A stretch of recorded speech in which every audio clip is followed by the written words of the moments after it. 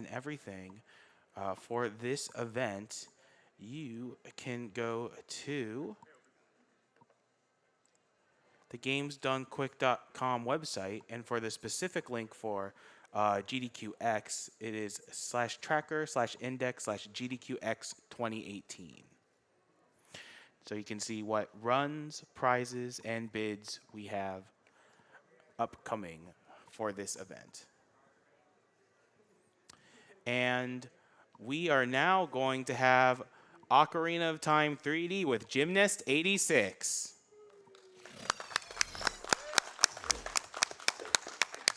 All right. Sounds like we're ready to go. So let's waste absolutely no time and just jump right into this. 3, 2, 1, go. All right, so this is going to be The Legend of Zelda Ocarina of Time 3D, meaning that this is the 3DS version of the game, not the N64 version, in case anybody was confused. And with me today, I have these lovely commentators with me. If you guys want to introduce yourselves. Hey, I'm Zahir. I'm Megahertz. I'm Nerds with Game. Yeah, and so we're really excited to show you guys this category today. This is the MST category, which stands for Medallions, Stones, Trials. What essentially that means is we need to collect all the medallions, collect all the spiritual stones, and then beat the trials in Ganon's Tower before completing the game. It's kind of, or it seems kind of like a really, well, not really random set of things, but a sort of weird set of things to do, because this category is sort of somewhat of a legacy when it comes to Ocarina of Time speedrunning. It sort of came about as the speedrunning community, like a decade ago, began to find more breaks in the original game, and they wanted a category that sort of still went through most of the game while still breaking it. All right, so right off the bat here, even though we don't have control of Link yet, I actually have to make sure that I'm focusing right now, because there's this really weird thing this game has called quick text, where, okay, so see right there, that text box was pretty much instant. As were those. So basically, there's one frame on the initiation of some text boxes where if you press the B button on that frame, the text box will just instantly pass by with no scrolling, even though it's not meant to do that. And so that's very interesting. It's cool because it saves time, but it's interesting because it means that the language which is the fastest will be different depending on which quick text you get. So, like, there isn't really a fastest language for this game, unless, like, you don't do quick text at all. Then I think the fastest is, like, Portuguese or something. But because of quick text, we typically just all play on English because of that. Jim mentioned that the quick texts are all one frame. If you're familiar with the N64 version, that runs at 20 FPS. However, when it was brought over to the 3DS, they increased it to 30 FPS, so frame perfect inputs are a little bit harder. And the amount of time you save for the quick text is actually pretty significant. Like, just in that sequence, he saved, like, 9 seconds? Something like that. Yeah, it's a lot of time when it adds up over the whole run. Although, interestingly, quick text, there are some situations where it doesn't work. It doesn't work when you have black text on a white background, and it doesn't work in shops for whatever reason. So, yeah, anyway, enough about text, because I don't think anyone here wants to hear about text for 2.5 hours. So let's get control of Link here. All right, so into more cutscenes. Very exciting. Now, normally when you start off Ocarina of Time, as I'm sure most people know, you need to go get the Kokiri sword, you need to buy a Deku shield, and then you need to go to the Great Deku Tree and beat Goma to get the Kokiri's emerald. But of course, this is Ocarina of Time, it's completely broken, so we're not going to do that. So instead, we're going to go get the Kokiri sword, and then we're going to escape the forest. So as far as movement goes, backwalking and rolling are typically our fastest options. As far as easy movement goes, frame-perfect side-hopping as Child Link is faster than both of those, but frame-perfect side-hopping everywhere isn't really practical. And there's also situations like this where we can chain together side-hops and backwalking movement for what's known as box movement, because we're moving in sort of a, like, angular, 90-degree perpendicular movement kind of style. Works well in some situations, but it's not applicable everywhere. Trev would approve of that box movement. Alright, so here's our sword. So now we just gotta get the shield, right? No. Alright, so after we finish coming out of this log, we're going to be escaping the forest with a 3DS exclusive trick known as a triple slash clip. It's actually, the technique itself is very easy to perform. You just slash your sword 3 times, then put it away. And so we're going to use it to clip through this guard right here as soon as I destroy the sign. The angle for this is a little weird, though. Okay, there we go. And then we're just going to drop this guard through the map, and there he goes. And now we've escaped the forest. You can actually roll past the guard without dropping him into the hole, but it's entirely more satisfying to drop him in. Oh, yes, of course. But yeah, so there are actually multiple ways we can escape the forest. We could have not gotten a sword at all and just bought some Deku Nuts and done a trick called walking while talking to escape. We can also do a Navi dive to escape through Lost Woods. But the reason we come out this way and with the Kokiri sword is because we want the fairy ocarina. If you're familiar with this category on N64, they don't even get this ocarina anymore, if I remember correctly. But on 3D, the ocarina is rather important because we have glitches that we can use in lieu of the ocarina, but not until we get an item that we need the ocarina to get. Yeah, so we have some more cutscene time coming up here. We can probably read some donations. Sure thing. We have $10 from Noah Johnson, who says, "Hey, Jim, good luck, my dude. You're the best." Thank you. We have $25 from Robert Langhoff, who says, "Good luck on the run, gymnast. Sorry I couldn't be there. Gonna try to watch as much as I can at work. Woo me!" We have $15 from Abadidia, who says, "I'll donate another $15 if you do the entire rest of the run blindfolded, Jim. I believe in you." That, I don't know if we can make that happen. That's probably not doable. Give me like a decade and I might do that. We have $25 from Bird126, who says, "First time donating, extremely excited for Ocarina 3D. Donation goes to Vice City for the 80s vibes." All right, so after this exciting backwalking that we did, we're going to climb up the... Hold on a second, make sure I got a good angle. All right, we're going to side hop up these chains and get the red rupees that are normally up here. Because we're actually going to buy a Deku Shield with these red rupees. We're just not going to buy it in Kokiri Forest. Getting the rupees on the chain there wastes no time because we are limited by, or we need to do something at the next dawn. So getting rupees out there wastes the in-game time, and let's hit advance. Yeah, so if we didn't take the time to line up to get the correct angle to side hop up those chains, we would have just ended up waiting longer when we got to the next dawn. So thankfully we have spare time to do that. Although when we're in the market town, time doesn't pass there, so we want to make sure we spend as little time as possible when we're in there. And we do have to reload the Hyrule Castle area twice to make sure that Malin appears. We also get to talk to this lovely owl again. So some text in this game, like the owl text, that is normally quick text, so that goes by quickly very easily. Just have to be careful to not get into a talking loop with the owl, like I always did when I was a kid. Yeah. Hours talking to that owl. Thankfully, you can't advance by pressing B. In the original game, you could press either A or B to say yes, but in this game, you can only do that with A. So thankfully, because quick text is mashing with B, you can just easily do the quick text as you want. Thanks, Grezzo. Yeah.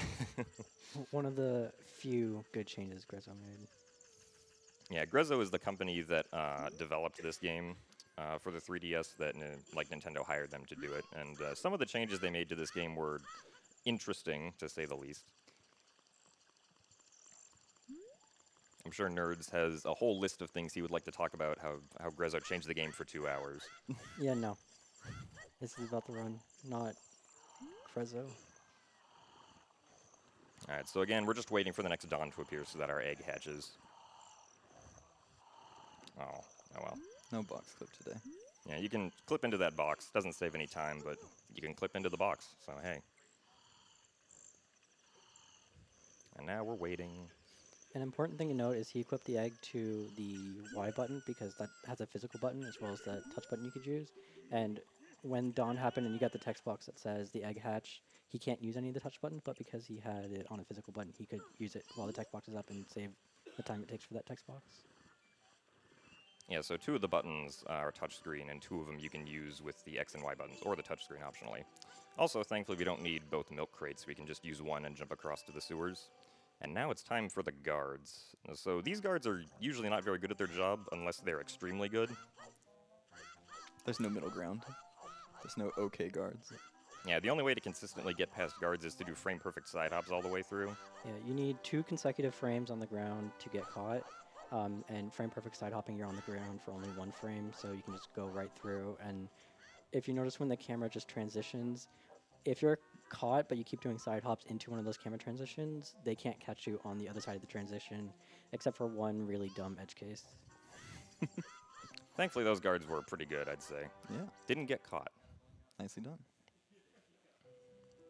And so now we can go and talk to Zelda. Nothing really to see during this cutscene except a little more quick text. I guess, though, we also lie to Zelda because she asks if we have the spiritual stone of the forest, and we say yes. It doesn't let you say no. So we can read more donations right now. Sure thing. We have $15 from the Sticky Stick Man, who says, "Greetings from Sheffield, England. I didn't realize there was going to be a marathon until I saw the channel go live. I guess I'm staying up late to watch the Mario Odyssey run now. Money goes to Gymnast's Choice."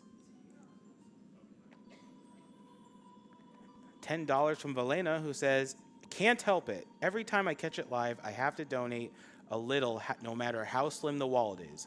Keep on keeping on, good folks." We have $25 from Hina Lover, who says, "Nice surprise that there is a mini GDQ in October, and I will have this running all weekend. Wanted to get this in during the Ocarina of Time block, the game I played the most while in high school. Have fun at TwitchCon, and I will be attending my first GDQ during the closing weekend of HDQ in January." That's a great goddess cutscene. Let's watch essentially the same thing later on in the run. How about that? Yeah.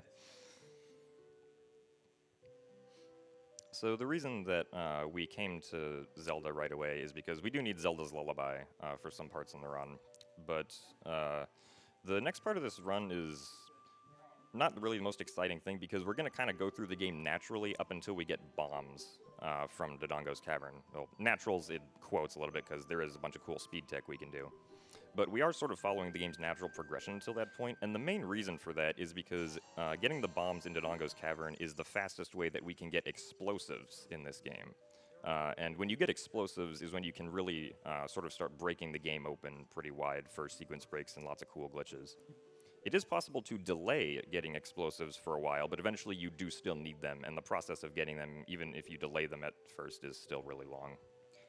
If you're so every glitch category of every like important glitch category of OT3D up until a couple months ago followed this progression of Forest Escape, getting Zelda's Lullaby, getting bombs as quickly as possible. Hundo had a slight alteration just to collect some items that were on the way, but up until a couple months ago, that was the progression of every major glitch category. Although 2 months ago, thanks to the guy that's on that chair up there, we found a clip that is an alternative alternative way to get an item that before we needed explosives to get that breaks the game open up into different sequence breaks. However, it requires 2 really, really, really, really, really dumb tricks. Yeah, tricks that are not even close to marathon safe. Yeah. We think it would save time in this category, and we have a couple of route options, but no one's really done any timing just because the 2 tricks are very difficult and hard to get consistent, so no one really wants to do them. Yeah, in case you're wondering, those 2 tricks involve the infinite sword glitch, which, if you're familiar with the original game, you're like, oh, the infinite sword glitch, that's easy to do, right? You just crouch stab something and talk to Navi or talk to a sign or whatever. That's not the case in Ocarina of Time 3D. In Ocarina of Time 3D, getting the infinite sword glitch is really hard because the conventional method of infinite sword glitch was actually patched. So the only way that we can get infinite sword glitch in Ocarina of Time 3D is by dying into a heart drop during a jump slash, which is not exactly the most easy or convenient thing to do. It's as hard as it sounds. And you have to do it twice Yeah. in order to... Yeah, you have to do it once to get into the Magic Fairy Fountain, and then once to get into the Pharaoh's Wind Fairy Fountain. And you'll actually see later on in this run why we want Pharaoh's Wind. Yeah, and even once you get ISG, putting your sword away will actually cancel ISG, which isn't true in the original game either. So, like, it's it's very easy to lose, and you can't really do much with it once you have it, for the most part. Yeah, there are a couple ways to put your sword away, and they can be difficult to set up. Alright, so now we have to show the guard the letter. I think in the original game on English, this cutscene was like 40 seconds long or something ridiculous. But thanks to quick text, goes by super fast here, which is great. Alright, very nice. Just me, or did that gate open faster too? Look at all the great changes. Alright, so now we're at Death Mountain Trail. And here we're hopefully going to see some cool speed tech that will shorten our traversal up the mountain a little bit. Alright, so I'm going to get to the right side of this Tech Titan, and I'm going to let him hit me while I'm holding ESS position. Oh, okay. Unfortunately, I targeted him, which kind of ruins the whole thing. But if you saw for a second there, there was actually a period of time where I was moving really fast, faster than backwalking or normal rolling up the mountain. And that's what's known as a forward extended super slide. Forward because it goes forward, and extended super slide, or ESS for short, because it uses the extended super slide circle pad position, which is a position that's just barely outside the dead zone, where Link is barely moving at all. The fest that he was trying to do, fest is what we call it, that is roughly two-thirds faster than backwalking, and we have the ability to change our angle, which is really nice. But you have to hold a somewhat precise position on the control stick, and changing directions can sometimes be hard. Yeah, so now what we're doing after we came into Goron City is we're going to be getting a Deku stick from the room with Darunia and opening up the path to Lost Woods. Because if we want to get into Dodongo's Cavern, we need the Goron bracelet. Shoutouts to AaronToad99. AaronToad67.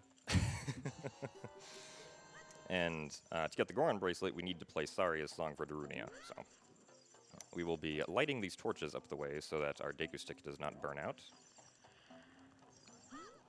Every time you light a torch, the Deku stick timer resets. Nice jump slash. When people are casually doing playthroughs, it's often see them try and put their stick away as quickly as possible and re-pull it out because they don't want it to burn out, but little do they know, as Jim said, it just it resets its burn timer.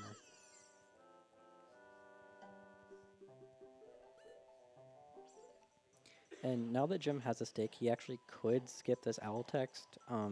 It's dumb. It saves a little bit of time, but he'd have to do it twice to save time.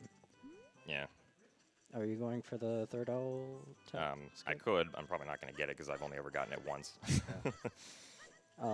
Basically, just if you're switching between your sword and the stick, you can move for a couple frames before you start a slash animation. So if you just keep changing between the two, you can keep yourself in a busy state and just not talk to the owl. And unfortunately, that Wolfos decided to run around us a little bit. Alright, so now we need to make our way as best we can through the Sacred Forest Meadow. Hopefully we don't die. Oh, wow, yeah. Jim, don't be bad. It's okay, nerds, I'm not bad. I don't have a 3-hour any percent time. 3 hour, 54 minutes? That didn't do the any percent route? Then why'd you submit it to the any percent leaderboards? We don't have no I am wrong warp. Alright. We really like to pick on nerds. Well, at least we made it in one piece. Yeah, with only half a heart left. Oof. Yeah, thank goodness for roll invincibility. Yeah. Oh, yeah. Yeah. So yeah, Saria's just chilling. While we're learning Saria's song, we can read another donation or two.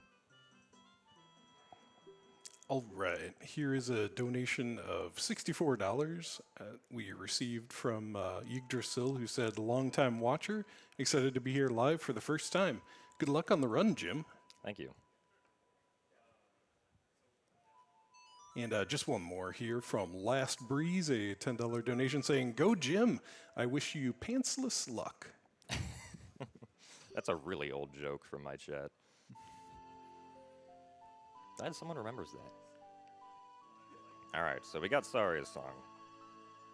Now we have to go all the way back through Sacred Forest Meadow. Just be careful. Don't die. Alright, I think we should backwalk this time because we did side hops last time. Except, wait a minute. Oh, no. You should have rolled. Jim, you're bad. I know, I'm very bad. All right, but yeah, obviously, this is a death warp. It's going to spawn us back at the beginning of the Sacred Forest Meadow because this is originally where we came out of.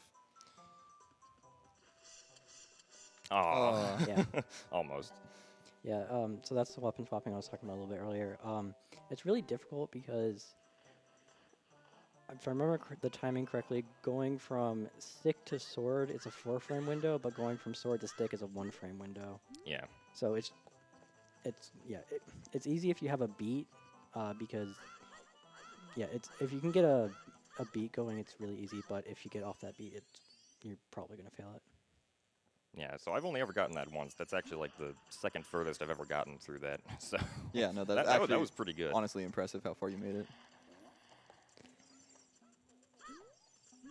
All right. Hello, Big Muscle Rock Man. I have a song to play for you. It's quite a hot song, also. Hot beat.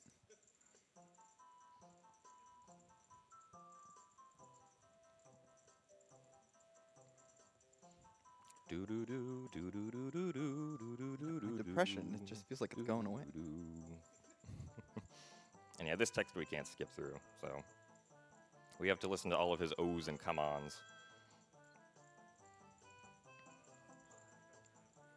What a hot beat.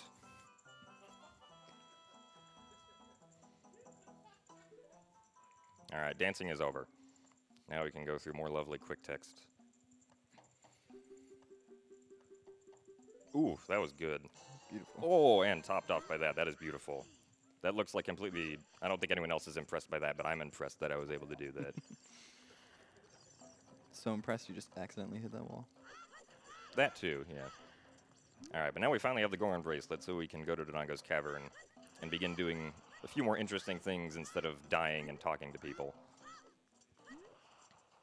I guarantee you the run will get more interesting.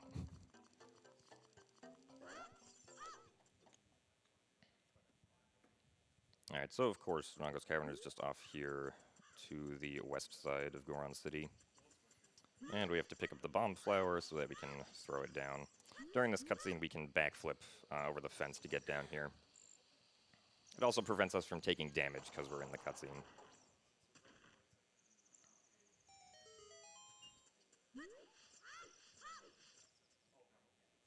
Alright, so now, right at the beginning of Dodongo's Cavern, I'm going to be taking this bomb flower to blow up the entrance here, of course. But before that happens, I'm actually going to backwalk out of the dungeon so that while the wall explodes, I exit and I can skip the cutscene that normally plays there. It's a pretty short cutscene, and the reason it actually saves time is because it resets the platform cycle in the middle of the room. Because if it didn't do that, then it actually wouldn't end up saving any time. Alright, so now we're going to go off to the left here. This is where we're going to buy our Deku Shield from a business scrub. He sells the Deku Shield for 50 rupees, because, as we know, Dodongo's Cavern contains lots of, like, fire sources. So it's very easy to burn the shield here, so hopefully we won't have that happen. The shield is absolutely essential for the next trick that Jim's going to perform, though. Yeah. Alright. So, coming over here, there's a switch up on a platform that's normally too high for Child Link to grab. But by doing... Oh, hold on here. Alright, there we go. Correct position. By dropping a bomb here, I'm going to be doing a trick called a twisted backflip. And as I do the twisted backflip, my shield is going to hit this bomb explosion. And this is going to cancel the backflip and allow me to grab the edge up here. If my positioning was correct. Let's try that again. In OOT, you cannot grab a ledge out of a side hop or a backflip, but you can in MM for some reason. By having the bomb hit the shield, even though you're still shielding even though you're still like going through the backflip animation, it sort of cancels some properties of the backflip, which actually then lets you grab a ledge. Yeah, so positioning here is a little tight. Okay. The reason I'm pause buffering this is so that I can try to get that. All right, because there's a specific set of inputs that we have to do. Yeah. It's probably a good idea to mention pause buffering. In the N64 version, you'll just open the item menu to pause, but because that's a touchscreen button, which takes Two frame. 2 frames in order to actually register. It's not viable to pause buffer.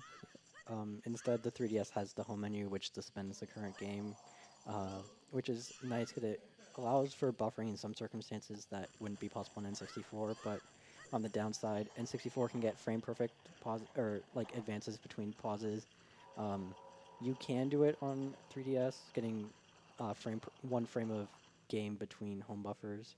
However, that's rather difficult to do, and it's more likely you're going to get somewhere between 1 and 4 frames. Yeah, unfortunately, not too consistent. Hey, third try was still pretty good. That trick is super dumb. Yeah, it still saves time, thankfully. Third try still saves like 10 seconds. And that trick is called the modern halfie. And when Jim actually got it, it was called the postmodern halfie. I was 'Cause gonna say, yeah. it's a slight variation. But the main trick itself was found July 2017, June or July 2017, by a N64 tasser named Homer Funky.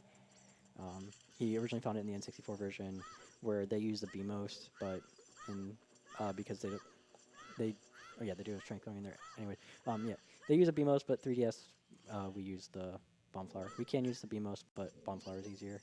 I was trying to backflip over that text, but I got hit by the spike. Alright, so I have this stick out so I can jump slash up onto this platform. The reason I chose the stick over the sword is because the animation of putting the stick away is slightly faster than the sword. Now, coming up here, we have the flame skips. Normally you need the slingshot to get past these flames, but with some precise jumping, we can just get around these like this. Nicely done. So that's the first one. And then after that, we have the Lizalfos coming up here. So with these Lizalfos, we essentially want to get them into positions so that they can't jump over us. If the Lizalfos detect that there's enough space behind us for them to jump over without going off the platform, then they're going to take the opportunity for that. But as long as we're on, like, the smaller platforms and we're near the edge, they won't do that, and they'll be vulnerable again right away.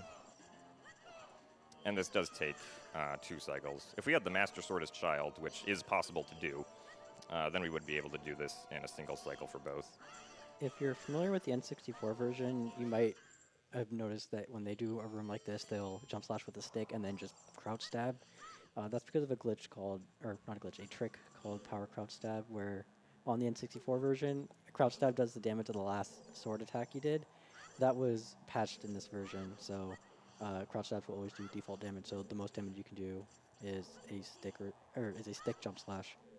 But that breaks sticks, or you can do broken stick to save your stick, but that takes time to set up. Power crouch out. Definitely not a glitch. Definitely allowed and glitchless. Yeah, so this is the trickier fire skip right here, because it's 2 platforms, but thankfully we can use the alcove on the left side like that, and then we can get around it like this. Very nice. Nice. And we got the swag jump slash, alright. Even better. Alright, yeah, so now we finally have the means to break the game somewhat. In case he got hit by the flames, he would have lost his shield, but there is another spare shield not too far from where Jim is right now. Yeah, he needs it for a trick in the next dungeon, and that is the last use of the shield, I think. Thankfully I waited there. That would have been bad if I side hopped down. Alright, yeah, so we're going to light the eyes here to open up the Dodongo mouth, and now we're actually going to leave Dodongo's cavern, because it's going to be faster to come back later, actually. King Dodongo is a scary boss. Oh yeah, he's real scary. Alright, so now I'm going to attempt to do another variation of the extended super slide trick, except this time I'm going to use explosives to try to do it. Okay. Unfortunately didn't get it. It's a little more difficult, excuse me, to do it with explosives in what's known as a HES, or a hyper-extended super slide. Yeah, so when he first came in here and he did the fast off the Tektite, that was roughly 2/3 faster than backwalking. A HES is exactly twice as fast as backwalking, and you have the same maneuverability, so in all cases it's desirable to do a HES over a fast, unless you need to preserve explosives or something. Yeah, I normally would do a HES here, but the explosive count as Child Link is kind of tight, so I'm just going to backwalk my way through here. Especially with that bomb hitbox just not exploding that boulder for whatever reason. The boulder's hitbox is very picky. Also, why did I think I was already back there? And the boulders spawn in areas that are on camera, so by backwalking, the boulders don't spawn behind you. They only spawn in front of you, and you're not going in front of you, so you don't really get hit. And one thing Jim just did with that Walchla is he aggroed it to have it go a little bit, and then while it was going back to its original position, he could move because until it returns to its home, it can't actually attack again. So, or lunge or whatever. Yeah, the wall sculptulas they're a lot more aggressive in 3D compared to the original. So, but thankfully it's actually easy to get them to like go at you for only a really short amount of time before they turn back by just doing a single slow motion in a direction. All right, so now we're coming up here to get magic. We need magic if we want to get any of the other fairy spells, because we are going to be getting Furore's Wind and Din's Fire for this run, both of which are very helpful. So while we go through this cutscene, we have another chance for donation reading. All right, here is $5 from Carly, who says, first row shout out. Hi to Ryan and Ben at their first live GDQ. Super excited for both of you. And so jelly, you get to watch Gymnast run Ocarina live. Excuse me, Ocarina. And here's $1,000 from the Yeti. Hey all, Yeti here. We're so excited to be helping out with the very first GDQ Express. Thanks to your speedy purchases, we're happy to be able to donate the first $1,000 to the TwitchCon Charity Plaza. That plaza is packed with amazing partners, and we're so happy to be able to support them all. Alright, so we just did a save warp out of the fairy fountain. Basically, we just saved the game and then quit it and reopen it. And the reason that's useful is because it can cut down on backtracking, and actually a lot of different Zelda games. That's not just Ocarina of Time /3D, that's a whole, like a lot of the Zelda series benefits from the save warp technique. And when you're Child Link on the overworld and you do a save warp, you get put back in Link's house, which is a little bit closer to where we want to go next, which is Zora's Domain. So as I mentioned earlier, we can actually escape the forest with a Navi dive, so we're going to do that to get to Zora's Domain, or well, specifically Zora's River, and then we can go to Zora's Domain. Oh wow, we got the bomb drop, nice. Nice. And he has to wait for Navi anyway, so he can take this time to try and get bomb drops to refill on bombs. It doesn't waste any time. And since he didn't collect magic, there's a really good audio cue when the music hits. I don't know the music trend. I think like whatever these peaks are right now, Navi will be ready. Yeah, there we go. And then we can just swim to the hole. And then there's a little optimization right here. We can sort of clip up onto the edge right here and do a jump slash to avoid the climbing animation.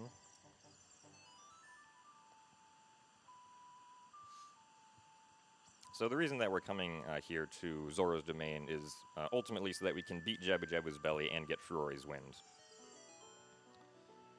And so Jabu Jabu is going to be the actual first dungeon that we complete as Child Link.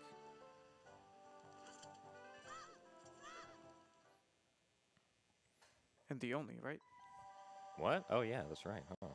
We're only beating one dungeon as Child Link? Crazy. Alright, so Zora's Domain has some useful stuff. In these pots over here, we're going to be grabbing a set of 5 Deku Nuts.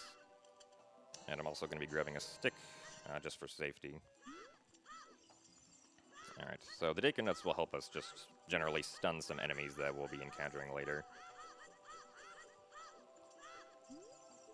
Okay, King Zora, in case anyone didn't know. But thankfully, some people might not know, so we're going to do a triple slash clip to get to the out-of-bounds water here and go under him so that we don't have to collect Ruto's letter or get the silver scale or any of that stuff. We're actually not going to collect a bottle throughout the entirety of this run. Like, bottles are still a very broken item, but they're not broken in a way that really helps the speedrun of this category. And so you're probably wondering how we're going to get into Jabu Jabu without a bottle. And the answer to that is a Deku Stick Jump Slash. Just like that. How jump slashers work a little bit differently on 3D. They actually, you still arc the stick over your head and then bring it forward. But on 3D, the hurt box of the either stick or sword actually starts while it's still behind you. So he's actually recoiling off of Jabu. And even though he's recoiling behind him, because he's facing away from Jabu, behind him is towards Jabu, so he gets pushed towards Jabu. Yeah, so Jabu, unfortunately not the most interesting dungeon. It's pretty vanilla. Because we have to carry Ruto around to the basement and then take her back up to the first floor so that we can use her to get into the room with the boomerang. It's been people have been wanting for a long time to figure out a way to actually skip carrying Ruto around, because you only need Ruto for exactly one switch in this dungeon. And if you could somehow bypass that switch, you could skip Ruto completely and just get the boomerang and go straight to Baronade. However, on 3D, we actually found a way to completely skip Ruto, but it requires two really dumb tricks that were found, it just requires the same two really dumb tricks we talked about earlier. Yeah, so sort of the main goal here is that I want to avoid hitting any of the bubbles or shabombs, as they're actually called in-game. Because every time that I hit those, I end up getting knocked back, and then I have to pick up Ruto again. Ooh, there's like 3 of them guarding the door. Test if I can get past. Ooh, okay, Whoa. We did it. Nice. Yeah, clap for that. Pointless mega flip. That wasn't a mega flip. Oh, never mind. That's a mega flip. There we go. All right. We're just waiting for the platform, but the Yeah. Octorok decides to play a little game with us. All right. Now we slowly ride the elevator in silence. Is Ruto going to make any weird noises? No. Okay. Sometimes Ruto likes to make weird noises. It's a cursed run now. All right, so when we're also holding Ruto above our head, the fastest movement is backwalking, so we do that where it's applicable, because obviously we can't roll or side hop while we're carrying her. And this is the switch we need her for. Yeah, this switch will only activate if you have Ruto. If you're holding anything else, it will not activate. Or if you're not holding anything. Or if you hit it with a hammer, or if you do anything you can to switches. Yeah, so Navi's like, wait, we left Ruto behind, but we're like, all right, well, whatever. Obligatory mention of how they took away one of the enemies in this room for no apparent reason. Yeah. There were, in the original game, there were 4 stingrays, but in 3D, there's only 3, so... Thanks, Grezzo. Another one of the few good changes. Alright, so now we got the boomerang. Sole purpose of the boomerang is pretty much to get to Baronade's room and defeat Baronade. So let's go do that. Normally, you would need to fight the Big Octo mini-boss to gain access to Baronade, but thankfully we have other ways around that. So you remember with the Octorok, we did that weird flip where we flew back really fast? We're going to do that again, except this time we're going to use a bomb. So with this bomb, we can take it over here and perform Mega Flip. Oh, okay. Unfortunately, my timing there was a little early, but that's okay. The elevator riding back up is really slow, so I'm going to do a save warp instead to get back to the beginning of the dungeon. So we can read like a donation now, or 2. All right. We received a $25 donation from Andrew, who said, a mini games done quick, Ocarina playing? Better donate. And also $10 here for the TwitchCon Charity Plaza from Jamama, saying, I don't know this reference, but try not to mess up first cycle. It could lose you several hours. Love you, Jim, Nerds, Mega, and Za. Sorry, I'm not there. Hey, Jamama. I hate you, Jamama. That really long backflip Jim just did, that's the mega flip. It goes... you have the same vertical speed you would a normal backflip, but your lateral speed, how quickly you're going backwards, is 3 times faster, so you can go roughly 3 times farther. Yeah, and then right after that, I did a trick where I pulled out not Ruto's letter, Zelda's letter, on the exact same frame that I touched down on the blue switch, and that sort of, it delayed the blue switch actually going down and coming back up, so I was able to get to the door in time before it closed. Mixing up your waifu's letters, Jim. Don't judge me and my waifus. All right. So now it's time for the first boss of the run, Baronade. Baronade fight's pretty simple. First phase, we're just going to cut down the 3 colored tentacles that attach Baronade to the ceiling. Pretty easy with the boomerang. Now, when we attack Baronade again, we're going to use Deku Nuts to get rid of all of the Beeries that are around her. Just like that. And so now we're suddenly in the final phase of the fight, where it's just going to take, I believe it's 10 damage that she needs to take before she's dead. She is invincible for a little bit after she comes up, so I have to delay throwing the boomerang just a bit to make sure that it doesn't get to her too early. The reason Jim's rolling into Baronade is Baronade will only start the next phase, or next part of that phase after you have taken damage. Or it's not after you start, but that's one way of speeding up. Otherwise, there's a long attack sequence she can do. And rolling with roll invincibility counts as a hit, so she pops up faster without taking damage. Yeah, alright, so... Alright, cool. So, this is the first spiritual stone of the run, so we still have 6 medallions and 2 spiritual stones to go.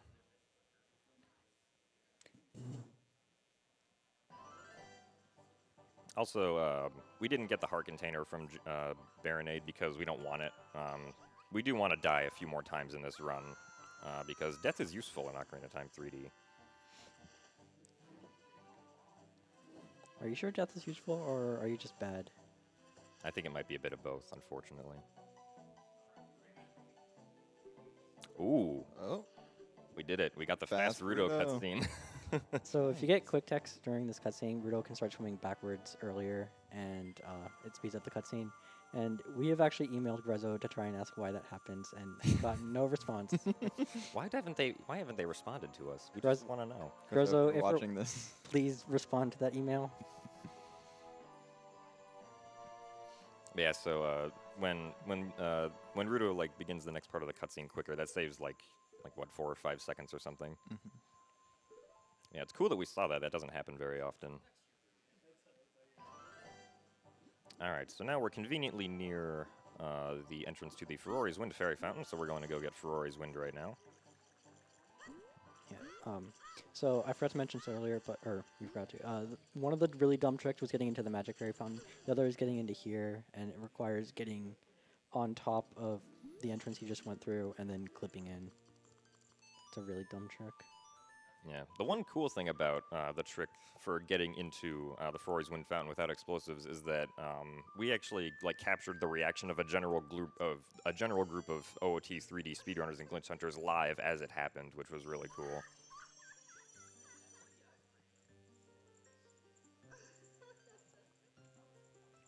All right, so we probably have time for 1 or 2 more donations here. All right, here's a couple you'll probably want to hear. I've got $14.98 from Aaron Toad 99. Says, hey Jim, good luck on the rest of the run. It's going pretty well so far. Also love seeing nerds representing Canada on the couch. Aaron, I'm not Canadian. Yes, you are. pretty sure I've been to your house. I'm pretty sure it's in Canada. And here's a $10 donation that we received from Casey. Thank you. They said, so glad I got off work in time to see gymnasts run. You guys are killing it. Shout out from the Zahir community, and keep up the great work. Thank you. Thanks, Casey. Okay, so now we're back in Link's house. So we got the one spiritual stone we're going to get as Child Link. So you're probably wondering, well, how are we going to get past the Door of Time without the spiritual stones? And don't worry, we'll show you. It's going to be Jim being bad again. Yes. But first we have to do this trick known as ledge cancel so that we can escape the forest again. So what I did there was, as I climbed up the ledge, I shielded a bomb explosion, which sort of kept me in the state of what I was when I was climbing up the ledge. And when you're in that state, you can just walk through actors, so we just walked right through the guard. Specifically, actors with a certain collision type. I think it's kind of important to note here, too, that pretty much everything besides Jabu Jabu that Jim has done in the run is part of the any percent run for this game. But now things are really going to start to go off the rails. Old any percent, and No one's run new any percent, so people have done runs, they just haven't finished. no one's completed runs. Hey, the first 30 minutes is pretty much 80%. Yeah. All right, so we collected some more rupees on our way to the market over here because we're actually going to be buying the Hylian shield also very soon.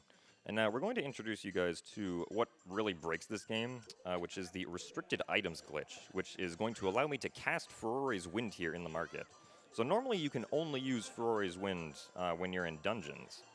But thanks to the restricted items glitch, if you have an item you can use and an item you can't use, if you put those items on the X and Y buttons and then swap them, once you regain control after the pause menu, the item that was unusable will be usable for a single frame, and vice versa, the item that was usable will be unusable for a single frame. Yeah. So we're going to be exploiting that a lot in this run. The restricted items glitch is rather interesting because it's apparent in this version or in this game because you just saw Jim do it.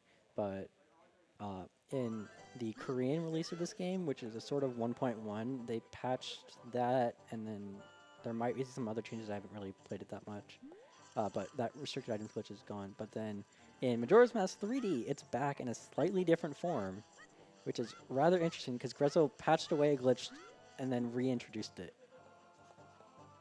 Right, so unfortunately we fell there. Link doesn't like to jump right there. It's okay though.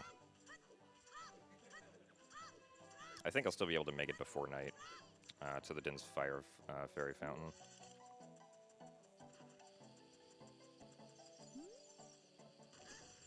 Alright, yeah, we should be okay. As long as we don't hear the wolf howling, we're good.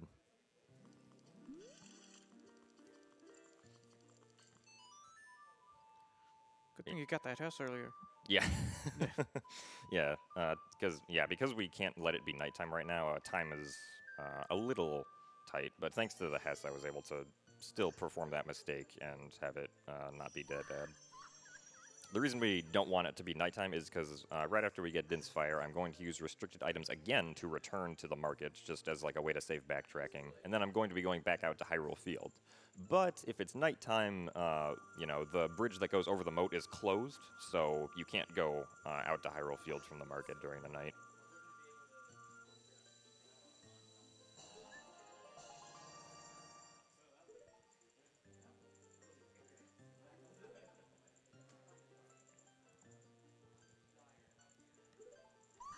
Alright, that was our last fairy fountain of the run. So now we do restricted items again. And right after we return Ferori's Wind, we're actually going to cast it again. So let's do that. Alright.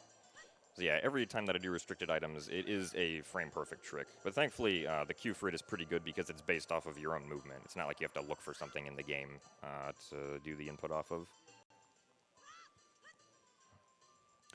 For those watching at home, try not to miss this upcoming part. He's about to set up for Death Hole Wrong Warping. This is probably one of the best parts of the speedruns for 3DS. And probably one of the most confusing to those who may have not seen it before. If you blink, we will be an adult. So just don't blink. All right. So we're going to come over here and we're going to blow up this rock. And then right after this, I'm going to set down another bomb in front of this grotto, and I'm actually going to die into the bomb and fall into the grotto at the same time. Jim, stop being bad. I'm sorry, I know. So I quit the game, but I didn't quit the game apparently. So now we're in the Lakeside Laboratory, because that makes a lot of sense. Yeah, there's going to be a lot going on, so we'll explain Death Hole Wrong Warping in a cutscene that's about to happen. All right, so we're live again. That's cool. I'm going to return Ferori's Wind so that we can get back to the market. And even though it's nighttime, there's still people here. Normally that's not supposed to happen, so you can already tell that stuff is a little weird. We're going to set Ferori's Wind again, and now we're going to go back out to Hyrule Field. Except this isn't Hyrule Field, it's now the Shadow Temple. So since we're here in the Shadow Temple, let's go get hover boots, yeah? That's And pretty mega useful. flip over this gap. Yeah, hover boots are nice. Alright, so right now you'll notice that the bottom screen isn't really displaying any information like it normally should be. That's because the game sort of believes that we're on the title screen right now, even though we're playing in our file. And it just so happens that whenever you're on the title screen and you go through a loading zone when you're playing, the game will essentially wrong warp you, depending on where you go, by adding a specific constant to your entrance index. And so now we fight the Dead Hand. Ooh, we got grabbed. That's okay, though, because we already did the damage to the Dead Hand. Let go of me. An interesting thing about Dead Hand is there's a Dead Hand in Bottom of the Well and then the Dead Hand here in Shadow Temple. And which Dead Hand you fight doesn't matter. The health is based on what age you are, not where you're fighting Dead Hand. Yeah, so even if we had, like, the Master Sword as Child Link, we'd still have to do this fight in 3 cycles. All right.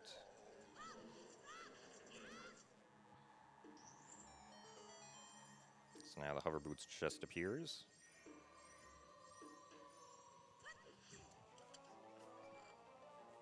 Alright, so after we get the hover boots, we're going to return to the market, where more interesting things will happen. This is a dungeon, so he can normally cast Pharaoh's Wind here, but you notice that he cast it in the market and also in the Lakeside Lab without having to do restricted items. It's because when he's in this state, there are no restricted items. Who likes archery? Oh, I do. Oh, wait, this isn't archery. Oh, well, you know. Let's go to the Temple of Time. Wonder where this will take us. To the Temple of Time. Oh, wow. That's Hey, normal. yeah, that's good. Are we, Jim- are we still in Death Hole Wrong Warp Are you mode? sure you did that right? I don't know. Where's Link? Oh, hey, there he is. Okay. Yeah. Okay. So to explain what happened, the certain cuts or so certain this game has a lot of cutscenes, and the way the original N64 developers decided to implement cutscenes was they would tie the cutscenes to specific entrances. So, like for example, the Nocturne cutscene is tied to Kakariko from entering Hyrule Field, because each entrance into a map is different. But they also designated a specific cutscene number for each one. So, for example, using the Nocturne cutscene again, that would be the first part is cutscene 0 on the Kakariko map. So the way they implemented activating the cutscene is they send you to an entrance and then they add a potential cutscene offset. Now, the title screen cutscene of Link riding on the horse through Hyrule Field, that's cutscene 0 on Hyrule Field. So we get the cutscene offset from the title screen, which is always trying to play. And then going through various loading zones, we're applying that cutscene offset to loading zones that were never meant to have that cutscene offset applied to them. So we just try and load cutscenes on various maps, and that ends up happening. And through that, we just load the wrong loading zone. If you've watched N64 with their wrong warps, it's the exact same concept. It's just instead of using a blue warp for the cutscene offset, we're using the title screen. Yeah, and so thankfully, there just so happens to be a way for us to get behind the door of time using Death Hole Wrong Warping. And what's also convenient is that the cutscene that plays in the Temple of Time will actually cancel Death Hole Wrong Warping. And if that didn't happen, we actually wouldn't be able to grab the Master Sword. Yeah, well, not only that, Temple Time would just be all black, because we're in a cutscene, that's why we have the unrestricted items. We don't have to open the menu to swap the items, we just inherently have them. All items retain their usability in a cutscene. But that also means that if we were to dim our buttons in any way, under certain, once we have access, once we can, okay, I'm getting a little ahead of myself. If we dim the buttons under certain circumstances, we lose access because they retain their lost usability. But, and we also can't interact with certain actors. However, that entrance cutscene does take us out of Death Hole, which is rather nice. But that means that that door time skip only works if we have that entrance cutscene, which means it's a one-off. Yeah, so it's essentially like a one-way ticket. Yeah. Well, thankfully, like recently over this summer, we've actually found other methods to do Door of Time skip if we have certain other items. Shoutouts to Seedborn, one of the like underappreciated glitch hunters for the Zelda 64 games.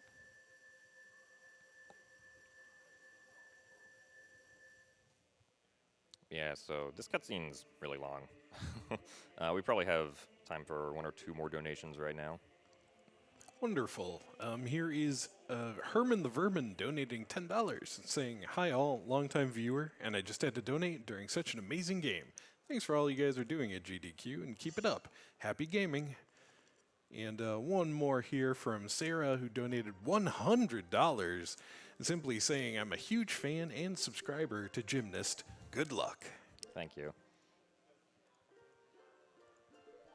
All right, so now that we have the Master Sword and have gone through these cutscenes, we should be done.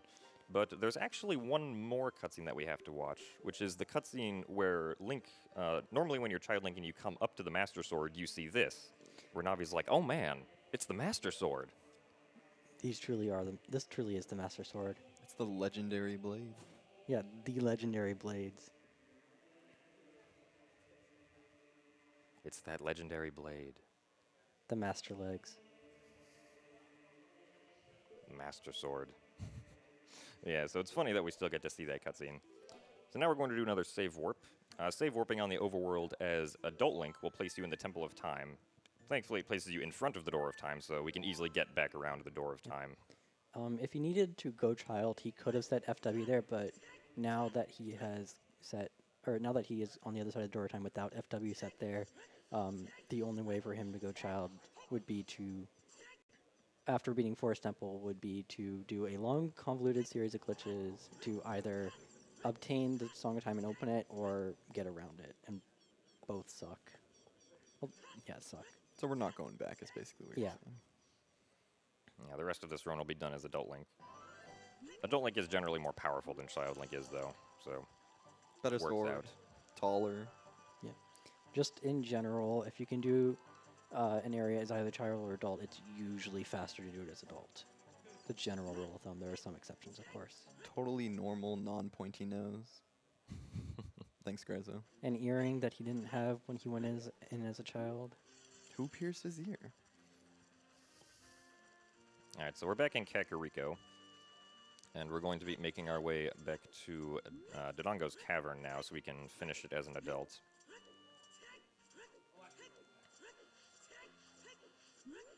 So this is going to Death Mountain Trail. Before we do that, though, we're going to turn around and go right back into Kakariko Village. And we're going to use restricted items here again to set Ferori's Wind. Restricted items also works if there's nothing on the button beforehand when you put Ferori's Wind onto it. And we want to set Ferori's Wind specifically at this entrance, because we're going to be doing some more wrong warping now.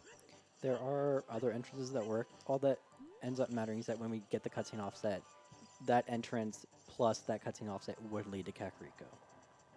So, like, for example, Kakariko from Hyrule Field would work, from the graveyard would work, but leaving some of the houses would not work. And so as adults, thankfully, the platform cycle doesn't really matter, because we can grab up much higher than Child Link can. The rest of Dodongo's Cavern is also extremely easy as adults. Because normally Child Link would have to go around to the right side here, but as Adult Link, you can just kind of grab up here and be on your way. I'm going to get a bomb drop back here. Technically don't need it because I did get the bomb drop earlier, but just for safety, of course. Unfortunately, we still have to push this block, which is a little slow. There is an alternative route that saves a few seconds, but it involves doing a really hard, kind of stupid trick to skip pushing this block. So it just wouldn't be safe to do in the marathon, unfortunately. But it's a trick we get to see later, and it's a cool trick, so... The trick itself isn't hard, it's just the specific he has to do it in a very precise way that makes it difficult. Yeah, the instance of the trick in this context is not very easy. All right, so time for King Dodongo.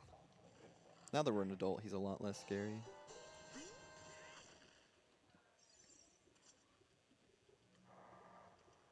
The game still is going to try to play him up, though, as this giant beast. And he is pretty big, but he's not very bright, so... should be easy defeating him.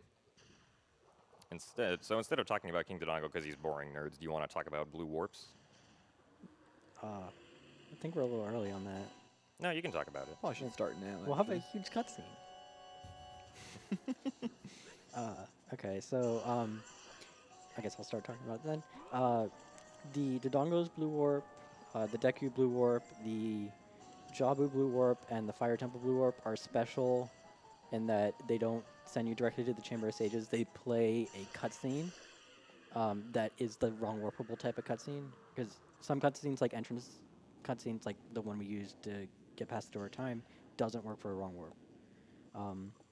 But those type of cutscenes are, specifically in this case, Dodongo's Cavern is a cutscene 1 it's a cutscene, tries to play cutscene 1 on Kakariko, which means wherever we use it for wrong warping, we go to cutscene 1. Not Kakariko, but the Road to Death Mountain, right? No, FW is set in Kakariko from the road to Yeah, Death yeah, Mountain. I'm saying with the Yeah. one. So what we're doing right here is Jim is lining up with the blue warp. He is inching very close, and he's going to side hop away, move a little bit over so he will land on the edge of the warp, and he's going to try and do restricted items onto the edge of the warp. He got it, luckily. Wow. So this is going to try and play cutscene 1 from wherever FW is set, plus the cutscene offset. In that case, it ends up being cutscene 1 of Kakariko, which is the second half of the Nocturne cutscene. What makes that difficult is we have to do the restricted item with Ferori's Wind, which he was doing it earlier fine unbuffered, but just in this case, if he fails it, he has to re-enter the boss room, and that just takes a while. So it is worth it in where there's a large penalty for failing to try and buffer it, and make sure he gets it. And then he just has to close FW on the right frame so that he gets the FW entrance plus the cutscene offset from the blue orb. Oh yeah, thankfully returning Ferori's Wind it's not that precise. Like you have, I don't know what it is, but it's enough time that you can do it easily every time. And it's just a slight notice that the timing's slightly different between child blue warps and adult blue warps because they have different warp out animations, so the cues are slightly shifted. But yeah, so with these wrong warps, we can go around and enter any cutscenes. If you're familiar with the N64 version, like any percent using the Goma blue warp to go to Collapse or Hundo or N64 MST or any of those using the Fire Temple for a wrong warp. One difference that was actually so the wrong warps like that are actually glitches or extra layer of glitches on N64 because of I don't want to go too in depth on this. Just quit while you're ahead, I think. Just look up the term "use after free." Yeah, essentially, there's the wrong warps in this game using blue warps. You can only wrong warp into cutscenes. If you try to wrong warp into not a cutscene, you end up crashing. Yeah, because after a cutscene's done, the game does some cleanup on data needed for the cutscene that it doesn't do the complete cleanup on N64. So why some of those cutscenes works are a mixture of use after free and dangling pointers, if you're familiar with those terms or want to look them up. If we have any computer scientists in the crowd or at home. Yeah. But anyway, back to the route. So right now we're racing Dampe because we want to get the hookshot. Hookshot's a very useful item used for lots of stuff. So thankfully, Dampe in 3D is actually slightly faster than Dampe in N64 just because the roll speed is increased a little bit and doesn't slow down as much. As long as you know, avoid the flames and don't bonk everywhere. Yeah, on N64, I think the lowest RTA time is a 46. I don't think anyone's gotten a 45, with Tasses easily getting 42s. Is it 42s or 43s? I forget. Anyways, it is possible to get low 40s on 3D if you don't bonk or don't hit fire. And in both games, it is possible to get 0 seconds. On N64, it's actually slower in real time to get 0 on the timer, but on 3D, you can get 0 on the timer rather easily without wasting any real time.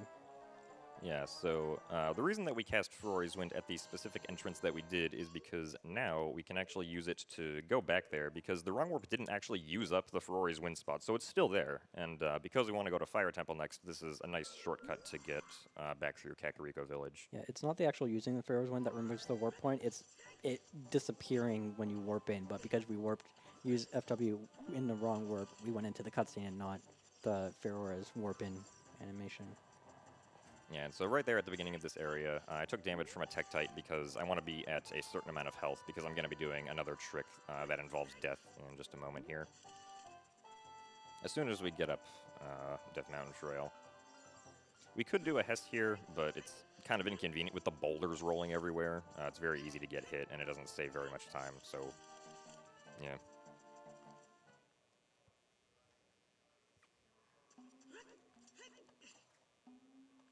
Alright, so now we're going to use a bomb to stop this Goron from rolling, so that we can talk to him and he can give us the Goron's tunic.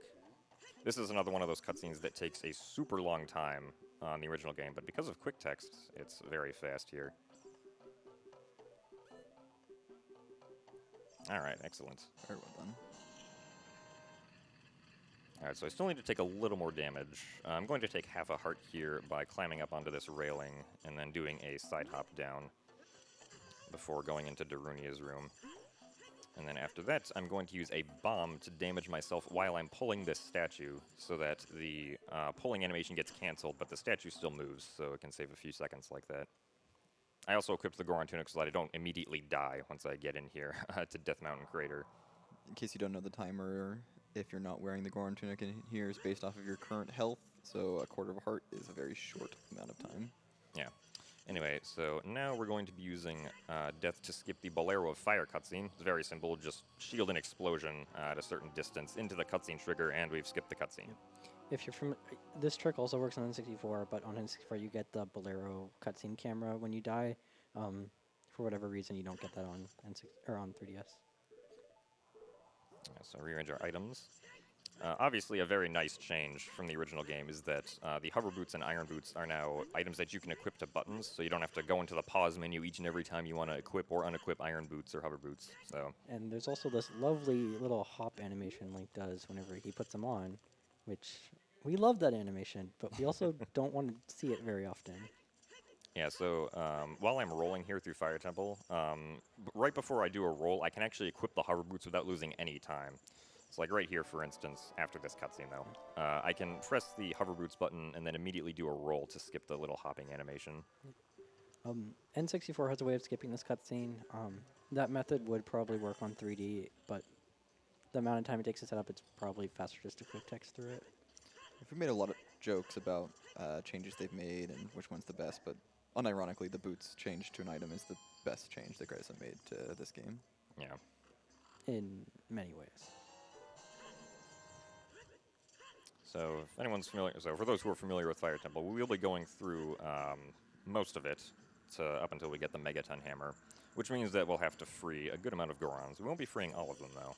Yeah, not all 9 Gorons, or all 13 Gorons. 13 Gorons. And if you think there are only 9, you need to recount. Alright, so. Oh, interesting camera. Don't target that. Okay.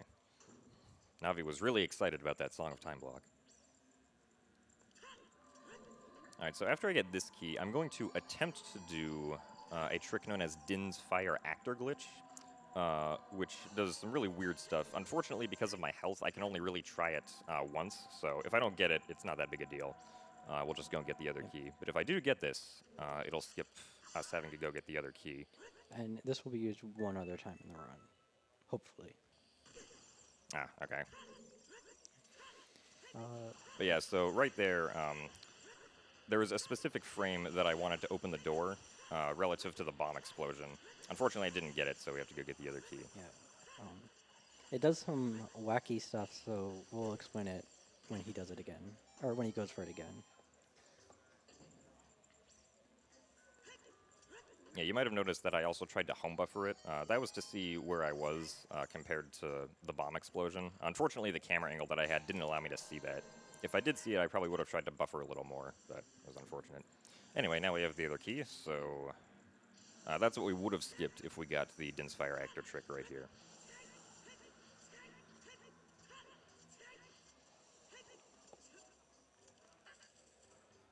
Alright, on to this next room where nothing very interesting happens. If you want to rate a donation, we can do that. Sure, donations are always interesting, right? Of course. Here's Whole Pigeon chiming in with $5. Says, "Hi Jim, good luck on the run. Instead of bribing the guards, this goes to having the couch hug Jim, and I'll donate another $10 if that happens." All right, couch, come up here.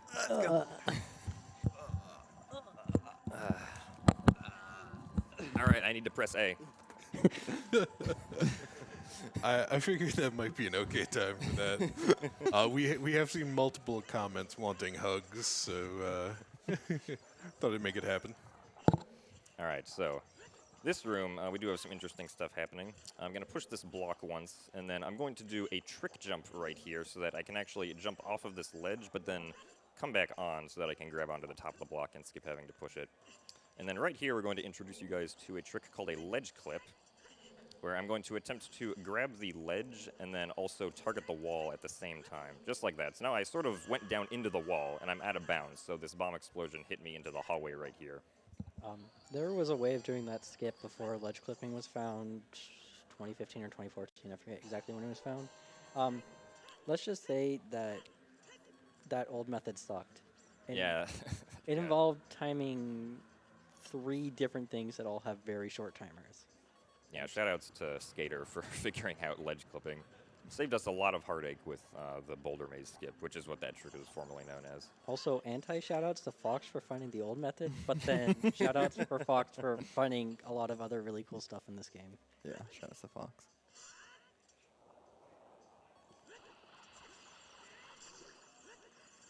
Was that a bomb drop or was that a nut drop? I thought it was a nut. Okay. Yeah, sometimes I get fooled into thinking that there was a bomb drop there. All right, so we're going to cast Furore's Wind in this room. Thankfully, because this is a dungeon, we don't have to use restricted items. We can just press the button. And remember that Pharaoh's Wind was placed in this hallway. That very orange hallway. All right, let's see if we can do the Hess here. Oh, Oh, the boulder. Boulder said no. Boulder. The boulder says no. You were about to impress some people, but Yeah. Okay, I have to be careful here because my health is a little low. Oop, okay. Mm-hmm. Let's not die. Very careful. That would actually be bad in this situation, so we're going to avoid I that. mean, you have FW set, so you can always return. Oh, yeah, that's true. You just need to get a magic drop somewhere, I think. Yeah. Thankfully, there's hearts right here, though, so we'll be okay.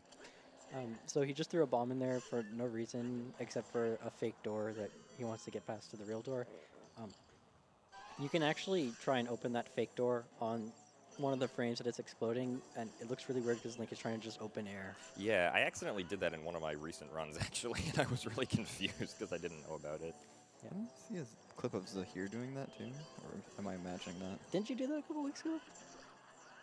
maybe. Yeah. Anyways, this Hard is, to keep it straight when you run 3 games. yeah, this is Flare Dancer. You have to get him out of the colored scarecrow thing and then hit his little head.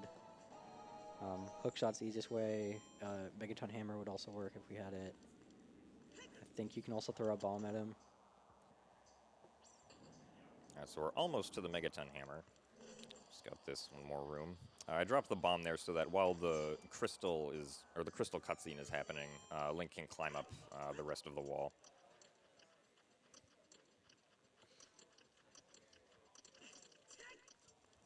Alright. Now we get to the Megaton Hammer room. Here we have to go across these very thin stairs, which we're not going to roll across because rolling across always ends up in bad things happening. So we're just going to walk. Because obviously if you fall down here, that's a pretty big time waste.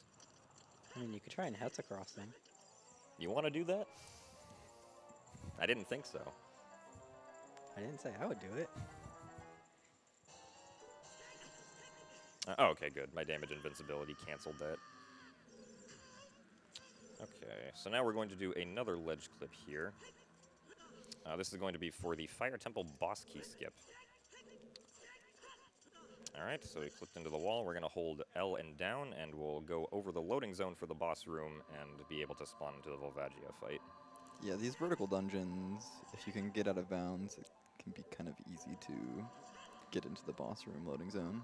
And a thing that's kind of important to note, loading zones and just in general collision are loaded on a per map basis, not on a per room basis. So that loading zone was there the entire time. Every unloaded room, its collision is still there. So you can walk around and do whatever you want in there. But only the visuals and the actors are ever loaded for one room at a time, except for in a couple of circumstances. Alright, it's time to fight the spicy noodle dragon, Volvagia. Also, look at Volvagia's arm during this cutscene. Oh yeah. Yeah, I don't know what's going on with the arms. They're just... they're doing something. I don't know what it is, though. Noodly arms. Yeah.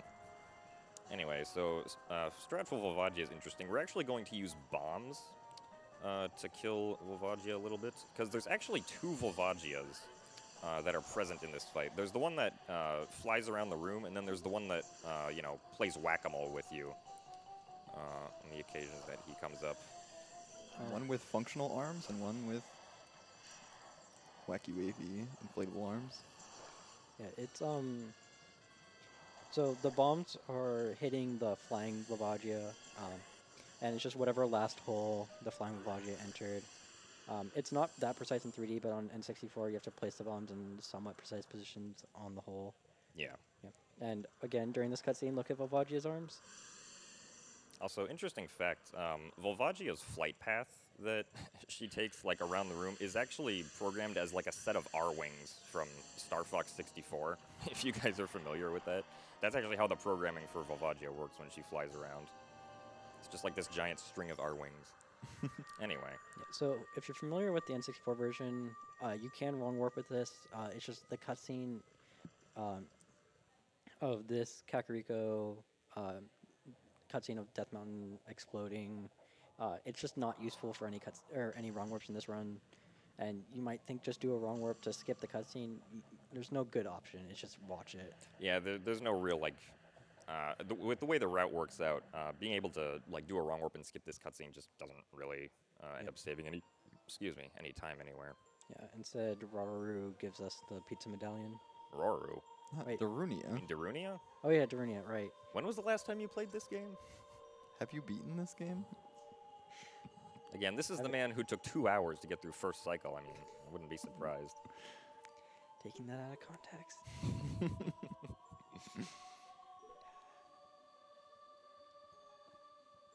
And so, yeah, some people like to call this the pepperoni pizza medallion. Because I guess it looks kind of like a small pepperoni pizza. I mean, we were just in an oven. A personal pepperoni pizza. With one big pepperoni in the middle.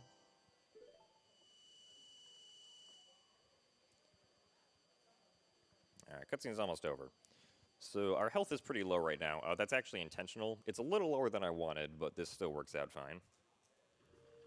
So we're actually going to do another Death Hole Wrong Warp right now, using the grotto that's over here. Instead of using bombs to make Link's health go to 0, though, I'm actually going to... hello. Okay, I'm actually going to use the heat timer here. Alright. So we jump slashed into the hole right as the heat timer expired and Link died, so now we're going to die again while we're sort of pseudo on the title screen. Yeah. If you notice when Jim did the jump slash, he kind of just went through the floor. The death hole glitch itself works on N64, and you can use it to just go through floors. But using death hole with the title screen for wrong warp is 3D only. Alright, so right there I used Ferori's Wind to damage buffer myself with a bomb, because I actually want to die again right here. And we returned back to that hallway, but that hallway isn't orange anymore. Also, Yeah. that didn't sound like Fire Temple music. No, that was Forest Temple music, because we're actually in Forest Temple. Yeah, so the entrance for that Pharaoh's Wind would be the entrance to Fire Temple. That plus the title screen offset brings us to Forest Temple. Yeah, and we got the coordinates of the Ferori's Wind Warp, which is why we fell for a really long time before we ended up dying. And that actually works out really well because we're so high, you fall and die. That's why he damage buffered.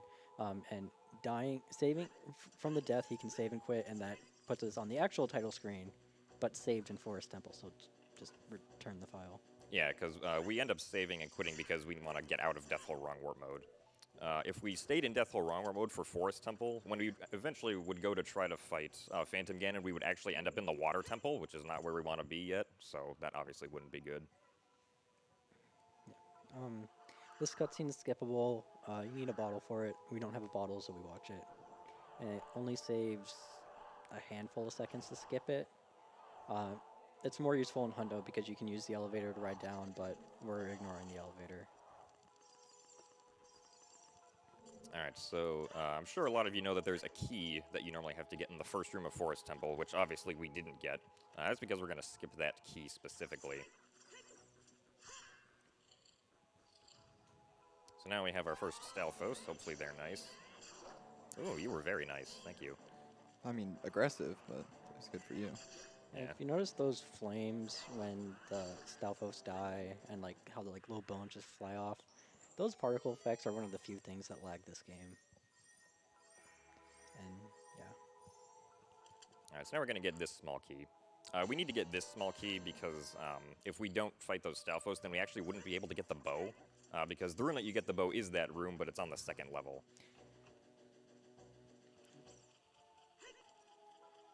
Alright, now we're going to cast Ferori's Wind again. But before we get the bow, we're actually going to go and complete the Forest Temple. So, using the hookshot right here, I can get into this railing and out of bounds, and I can fall straight into the loading zone for the Phantom Ganon boss room. So now we can fight Phantom Ganon. So the reason, like the routing for this is kind of weird, I guess. We're going to be beating the dungeon before we get the bow, and the reason we cast Ferori's Wind is so that we could get back to that spot in the dungeon to complete it once we're done here. Because there's like afterwards when we go into the blue warp doesn't really send us anywhere useful that we need to go. We're actually going to be attempting to use Ferori's Wind as we go into the blue warp so that we can just go straight back to where we were in the Forest Temple. Yeah, if you remember earlier when I was talking about first explaining the blue warp, wrong warps, I mentioned the 4 warps you could potentially do wrong warps on. I didn't mention Forest Temple because Forest Temple sends you straight to the Chamber stages, and that's not a type of cutscene we can wrong warp off. So you don't really get a wrong warp. Yeah. But using Pharaoh's Wind, you can skip that cutscene. Yeah, and something we forgot to mention is whenever you use Pharaoh's Wind into one of the blue warps, you still get the item that the blue warp gives you because, what is it? The blue warp, or that cutscene gives you the item, I think it's either 2 or 3 times, but once at the beginning and once when you get it in the cutscene, and then potentially a 3rd time depending on the cutscene at the very end. They really want to make sure you have it. We're on to phase 2 of the fight, and Jim's going to try and finish it quickly by shooting the hook shot right as Phantom Ganon is about to get up. Very well done. That's real good. Yeah, that strat is not very easy, so I'm glad that I was able to get that. Now we have this somewhat lengthy cutscene. We can read a donation now. All right, here is Boonus donating $20 and saying, "Hey GDQ, Boonus here. Good luck to Gymnast with the run." Thank you. I'm gonna need that good luck right now. Alright, so here's the blue warp. Now, just like the Dodongo's Cavern blue warp, I'm going to have to do a side hop into the blue warp and attempt to use Ferori's Wind with restricted items to skip the cutscene, which is, again, very difficult. So we're going to do a save before this, just in case. Because this cutscene is very long. Even if we fail the cutscene skip, we'll want to try it again. One of the longest cutscenes in the game, even with quick text. Alright, nice. This Nice. should work. Alright, beautiful. Nice. Yeah. And the important thing is he has to side hop on the very edge. If you go too close in, you can still get Pharaoh's Wind on the correct frame, but it just won't come up. And you have to open the menu like on the second half of the jump too, or else Yeah. you can't. It becomes restricted again before you land in the blue warp. Yeah, so now we're going to go get the bow. It's a bit of an interesting journey. We're going to start this off with a ledge clip through this Song of Time block so that we can get to this door back here. And now we're going to introduce you guys to this really fun glitch that involves the hookshot and the hover boots. Whee! Shoutouts to Doommaker for literally nothing. Alright. Now we're going to try the Dense Fire Actor glitch again, except this time I can actually see where the bomb is in the explosion. Okay, a little bit early. Oh, alright, very nice. So this is the frame I want to open the door on. Or I'll cast Dense Fire, apparently. That's not good. That's okay, though. There's magic in this room that we can get. So this room, there's the Floor Master, but thankfully whenever you kill the Floor Master, you get more magic.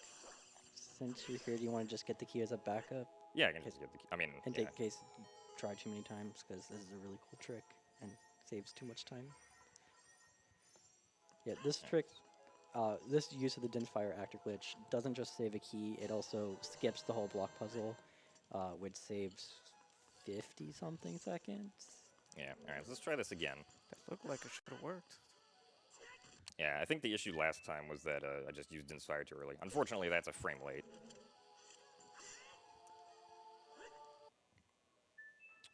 Yeah, so I'm home buffering here to just try to get the correct frame. So it's 1 frame after this one. Ooh, okay. Oh, The mythical 1-frame buffer. yeah, that was incredible. There we go. Alright, so we opened the door, except not really. Good. Second try still good. Yeah, the hard part's over, The trick's also dumb. but yeah. Yeah, so he opened the door, but he didn't go through it. So, So now this whole room is loaded, and we can phase through this door. Yeah. that's how you save the key. You need a key still in order to open that door, but it doesn't take it from you when the room isn't fully loaded. So the important things to note from the Dense Fire Actor glitch is he quick spins so that the bomb could knock him out of the Dense Fire animation, And then the ending of the Dinsfire camera, as he tried to open the door, meant he could gain control while the door was trying to open, so that he can move away from the door, so that he could stay in the outside room, and so that room would stay partially loaded. And then by entering the well and then exiting, he could make the inside room, the one he was didn't want to go into, that would become now partially loaded, which meant that door, it still checks if he had a key, but it wouldn't actually use the key, so he could save it. Yeah, thankfully those Stalfos are actually pretty good, except for the last one. And so now we can get to the bow. Although we're actually not going to use the bow for quite a while. But of course, since we're in Forest Temple now. But now we're done with Forest Temple, so we're going to use the Bolero of Fire to get out. Because we're actually going to be tackling the Deku Tree next, which is the shortest dungeon in the entire run. So the way we're getting to the Deku Tree is we're going to go through Goron City and then through the Lost Woods, because the Lost Woods links most of the parts of this game's overworld together. Also, one thing that we didn't mention earlier is that this game actually has gyro controls, so I can move around the system while I'm aiming stuff like the bow or the hookshot, or even just in first person for stuff, which is really nice. It's much faster than using the circle pad to aim. If I'm close enough, that is. There we go. Also, one neat feature that Grezzo added is they added like a sort of exaggerated hookshot marker whenever it's aiming at something that you can actually hookshot onto, which is nice. Oh wow, I actually got something useful from that grass for once. Usually that grass never gives me anything useful. So here we are in Kokiri Forest, although I'm actually going to want to enter back into the Lost Woods again because I need to set Furori's Wind at this specific entrance for another wrong warp. Surprise, surprise.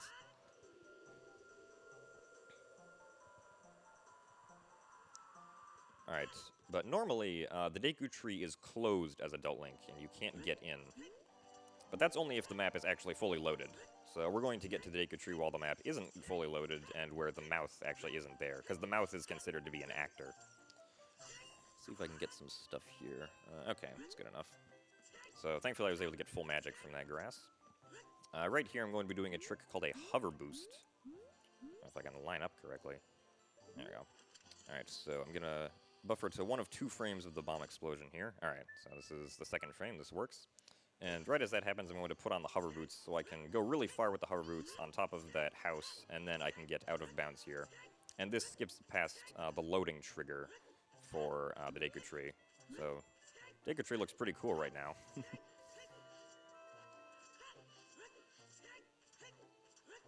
And if you notice the hover boots activated there for a moment, that's where the mouth would be. There's just a hole in the floor. Because normally the mouth blocks that, and as child, the mouth lowers to create a floor there. Alright, so we're going to need the hookshot and some Deku Nuts. Wrong buttons. No. Alright, so here's our friend hookshot jumping. Whee! Very fun. Oh, dang. Navi told us how to use a door. So that glitch, hookshot jumping, is one thing you could use to get into Dodongo's, or the King Dodongo boss fight, but like Jim mentioned earlier, it's very precise and difficult and not worth it. It's precise because you need to get what's called a max height hookshot jump, which can be difficult. Yeah, so that's how you do Deku Tree as adults. It's just 2 hookshot jumps, then you jump slash the wall, and you're into the loading zone to Goma's room. So I'm sure you guys all remember how difficult Goma was. Being the first boss that you face, and you have absolutely no idea what you're supposed to do. Thankfully, this fight's over in like 5 seconds, so 1 jump slash, 2 quick spins, and she's dead.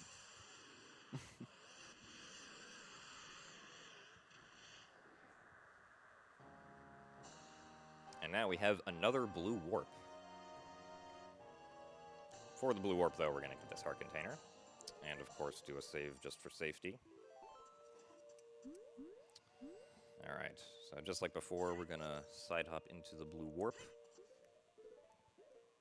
Oh, okay. Okay, unfortunately, there's no reason to try to keep doing that. I was 1 frame late on the restricted items. I could tell because if the top screen lights up, that means that you were too late with your home buffer. So we have to go back to the boss room now. It's okay, though, because we get to do some cool jumps to get there.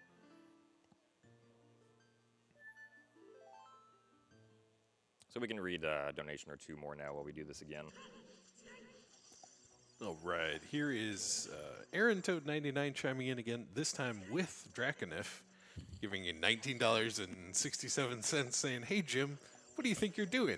You need to free all the Gorons and then free the 3 remaining in Master Quest." Isn't it the 4 remaining in Master Quest? Yeah, it's 4. Yeah, Aaron Toad with his wrong statistics. Here is $50 from Scrivo and Joel, and I hope you know these folks. It says, "Good luck with the rest of the OOT run, Jim. Steve and Bernard wonder when you're coming to visit them again." And how about $5 from Neri and Zane, just because it's going to keep with the theme here. They said, "Just got married, and this is how we're spending our honeymoon. Thanks for all you guys do." The theme there was I just read 3 donations that were from 2 people. There you go. Got Aaron Tone Dragonif, Scrivo and Joel, and Neri and Zane. So thank you all very much for your donations. Very nice. Oh.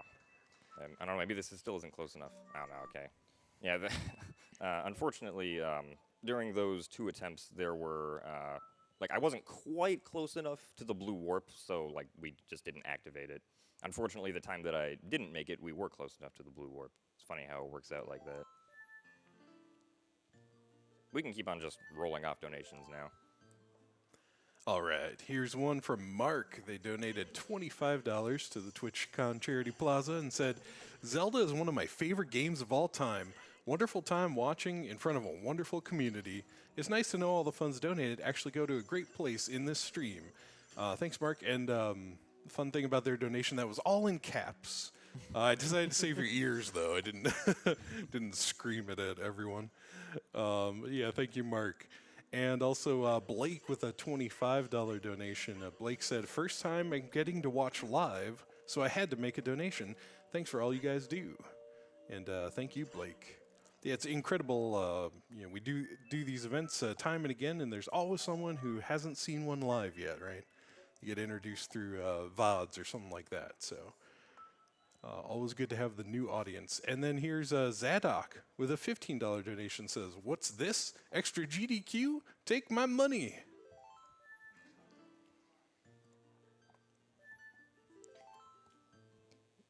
As we mentioned earlier, failing the restricted items for wrong warps, or blue warp wrong warps, is very punishing.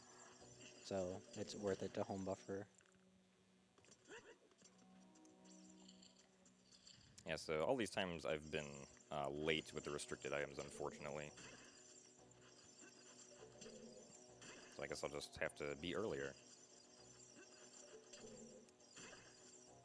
Hookshot jumping can also be a little bit tricky sometimes. It's a little bit easier if you put hookshot and boots on the correct buttons. These are the correct buttons.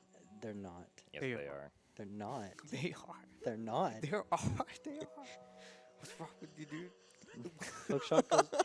Hookshot goes. Why? Hookshot goes on X. Why? All right, I got a feeling this time we're going to get it. All right. All right, that's it. This should work as long as we're we're not close too enough. high. Yes, There we okay. go. Oh, perfect. So, and this wrong warp that he just got goes to the Lost Woods. This is the Lost Woods, right?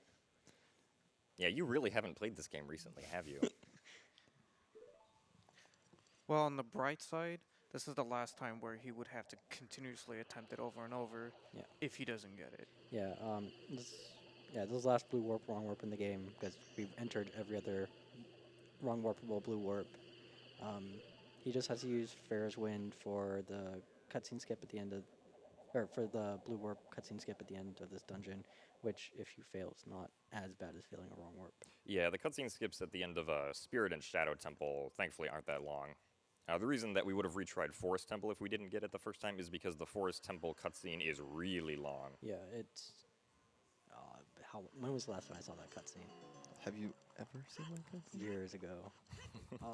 It's. Anyway, Yeah. now we're going to just walk up this slope and jump up to the left arm over here so we can get the mirror shield. Oh yeah, mirror shield early. That's a thing. You can also do that as child. It's allowed in glitchless. It's really cool. N64 is really jealous. And so now we essentially skipped, the first half of Spirit Temple with that wrong warp. So I'm going to equip the Mirror Shield and the Goron Tunic again because we'll need it later. Now we get to fight these lovely Iron Knuckles.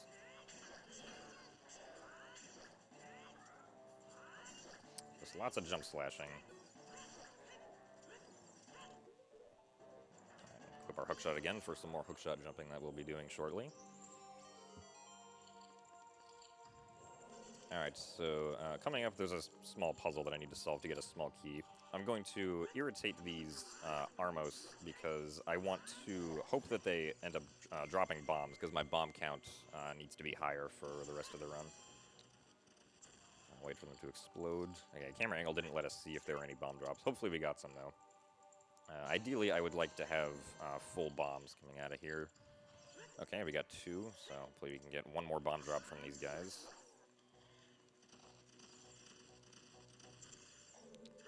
Alright, a rupee and a bomb. The rupee was courtesy. Thank you. Left a tip.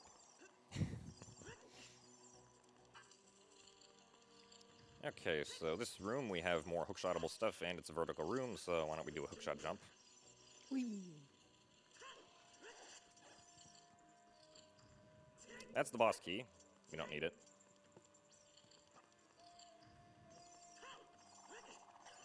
Alright, so This is a these fun puzzle. chains... Yeah, this puzzle's real fun.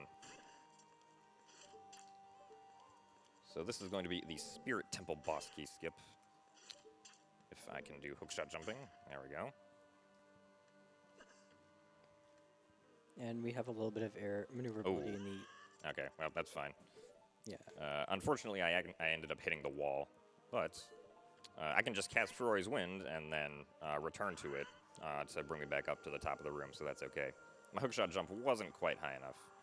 The height that you get with a hookshot jump depends on how far up you aim the hookshot, so I just had to aim a little bit higher. Thankfully, there's also magic in that pot right there, so we can refill on that.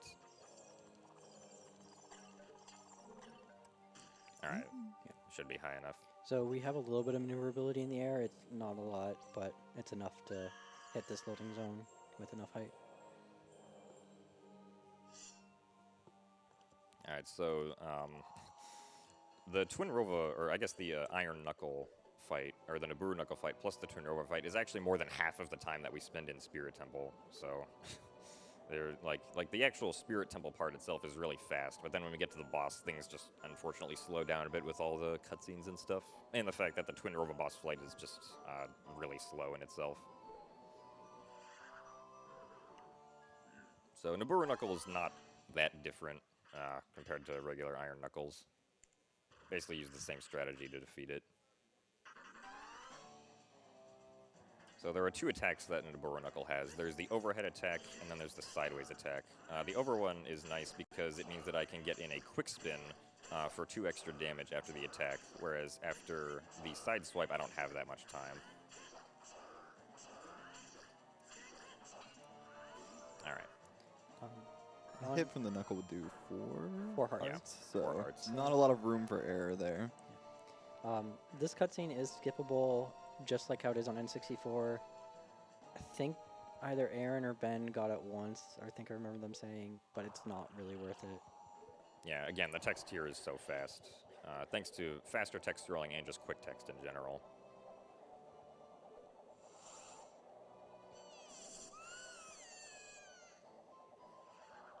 Alright, so not much exciting stuff is going to happen until we're pretty much finished with the Twin Rova fights. We can rattle off more donations if we have them. Sure, we do have some that I can indeed rattle through. First off, $5 from Jamama, again on a very important topic. Remember, everyone, hookshot on X, boots on Y. Yeah, Mama's a good man. Jemima, you're Jemima. wrong. Here is $20 from 572, who is chipping in a bit more because of the couch hugs. They said, this is for the hugs. Go Gymnast86 and say hi to your 85 gymnast siblings. We don't talk about those. I'm going to have to ban that user next time I stream. And we also received $15 from A Bad Idea, who is donating additional because of something that happened before I began reading donations. So I actually don't know what they're referring to, but they say, hi again. You didn't put on the blindfold, but here's the other $15. So thanks, A Bad Idea, for following through with your extra money. Charos DX donated $30 and said, "Greetings from Germany. First time donating. Good luck to all the runners." I feel like I've read that comment before. Like, deja vu. But thank you, Charos. We appreciate the generosity, of course.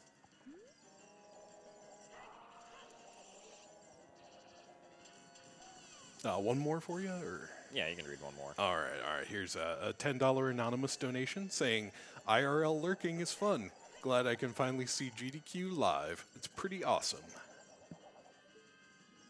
So you can hold the other Twin River Sister in place by firing the hookshot constantly. During the other sister firing at you, it's if they're in a good place, like the Ice Twin River is now, you can hold it there and then it's an easy hit, but sometimes they don't even cooperate with you. Yeah, also, it's kind of random depending on when they decide to fire at you or not.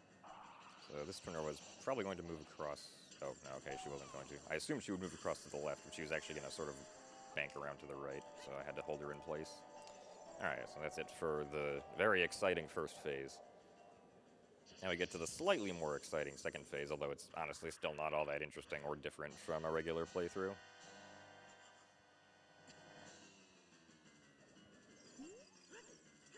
Alright, so I can shoot the hookshot here after she gives me an attack to make her spin, and that'll actually make her move away quicker so that she can get to the next area and fire the next attack, except on the third cycle of each attack phase, because I want to be as close as possible to her so I can begin damaging as soon as possible.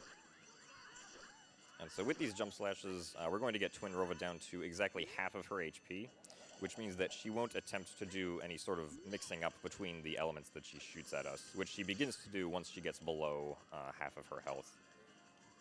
And if that were to happen, it would be even more RNG added to the fight that could potentially waste a lot of time.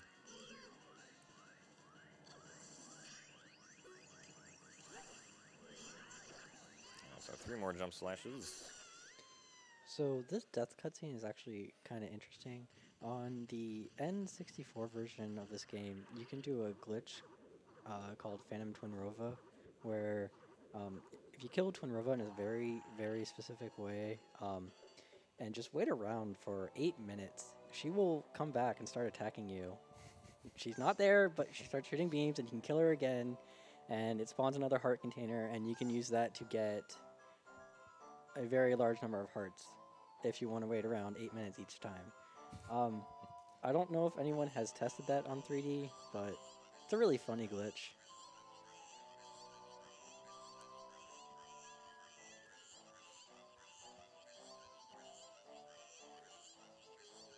Alright, so once the sisters are done arguing, we can attempt the Spirit Temple cutscene skip. Spirit Temple cutscene skip is actually a little bit more difficult than the other ones because we don't have very much room to maneuver around on the platform. Because the warp portal is, just on here. So we want to be at the very edge of the platform right here. Okay. Frame late again, but that's alright. We'll just watch the cutscene. Yeah, like Zahir mentioned, this is the least punishing. So with Deku Tree, it was very integral that he got the wrong warp because not only does it skip the Emerald cutscene, which is kind of long, but it also brings us to Spirit Temple, and if he didn't do that, he would have to cross Guriel Valley, cross the fortress, and cross the Haunted Wasteland, which is just a very long time, or a long amount of time. At Dodongo's Cavern, we wrong warped into the Nocturne cutscene, getting Nocturne way earlier than we're supposed to, so that's also very important to not miss. Yeah. Even though, Jim, you got Nocturne, but you haven't used it. Yeah, I know. Are you sure you remembered the route correctly? Yeah, I do. Don't worry. We're going to use it right after this to go to Shadow Temple, right? Oh, yeah, that is right. Yeah. See, it saves traveling time, of course. Yeah.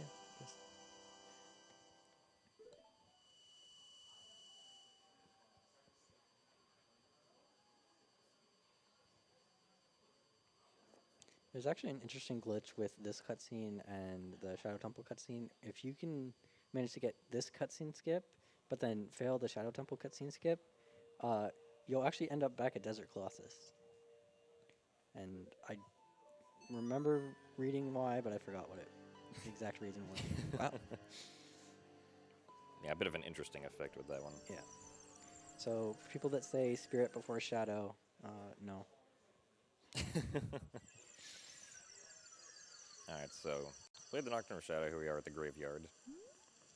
With Din's Fire, we can easily get into the Shadow Temple. We could get into the Shadow Temple without Din's Fire, but we have Din's Fire, so we're going to use it.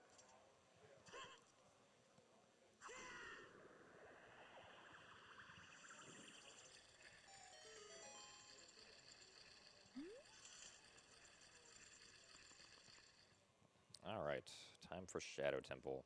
So to start off, we're just going to use the hover boots to get across this gap. Now we'll see what RNGesus has to say about this run, because this is the Truth Spinner.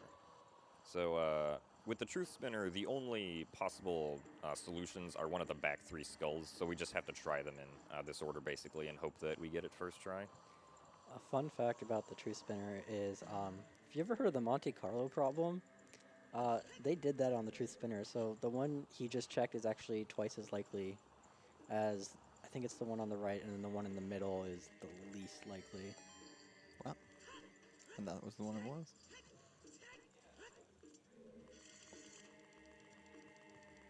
Alright, so now the hookshot is going to be used for another trick coming up in this next room called hookshot clipping.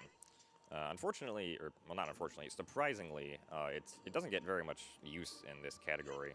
This is only one of 2 hookshot clips, at least that I'm going to do for you guys today. So basically, by just sort of maneuvering into the wall while I have the hookshot out, I can shoot the hookshot through the wall and grab things with it. It's a good replacement for weird shots, which potentially could work in a task-only setting in this game, but they're not really going to be usable RTA in this game. Yeah, and then right there I was able to skip a really huge portion of Shadow Temple by clipping through the wall right there with the bomb. Yeah, and you didn't even have to use Pharaoh's Wind to do it. And now we have the boat. And the bells. They like artistically, they completely changed what this boat looked like for 3D. I think it looks much better in 3D, personally, than it does in N64.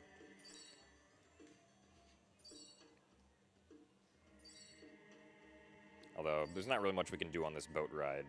We can kill Stalfos, I guess. So while we're on this boat ride, we can read some donations. Okay. We have a $10 donation from Kauta, who says, hello, Gymnast. Good luck on the run, my friend. Thank you. And Zahir. I hope there will be lots of chest games tomorrow.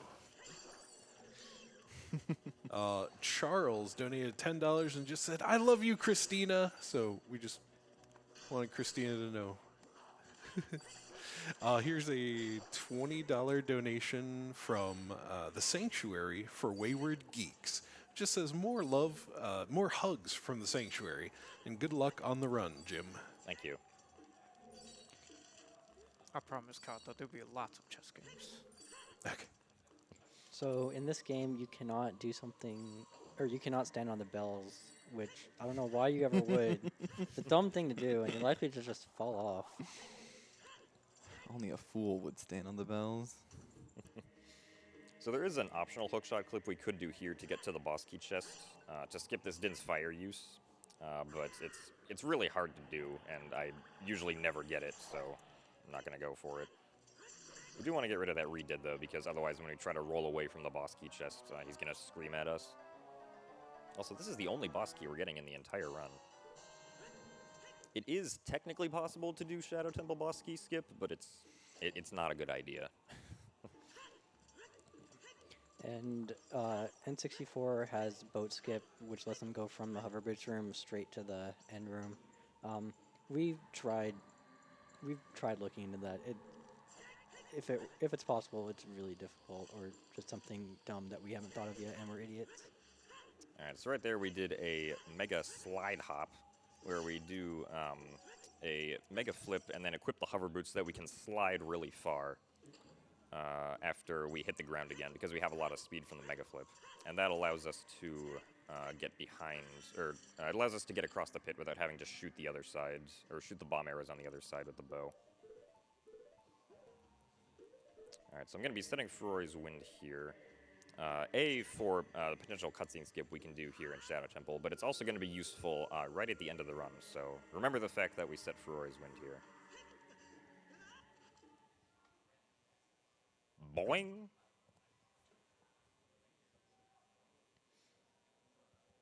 Alright, so this is Bongo Bongo. Unfortunately not Bongo Cat, but Bongo Bongo's still good.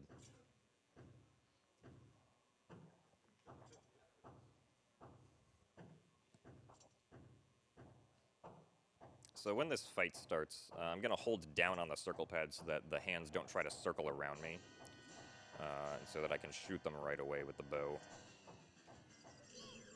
Alright, it can be a little bit hard sometimes. Whoop, okay. Yeah, it can be a little hard sometimes with all the bouncing that's going on.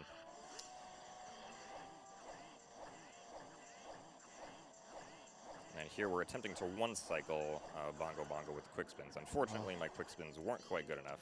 So close. I think Bongo Bongo's favorite game is Donkey Kongo.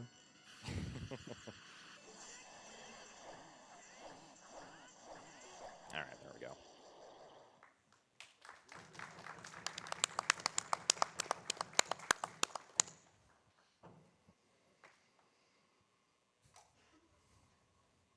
To watch this very silent death cutscene. But once Bongo fuses with the drum, I guess, we can get the heart container and then attempt our final cutscene skip, which hopefully we will get. Not the final one. You have one more. Oh, yeah, well, okay. The last one that uses restricted items. The last really difficult one. Well, this type of restricted items. Okay, so I'll line up again. All right, nice. That's- We should get this. All right, excellent. Nice.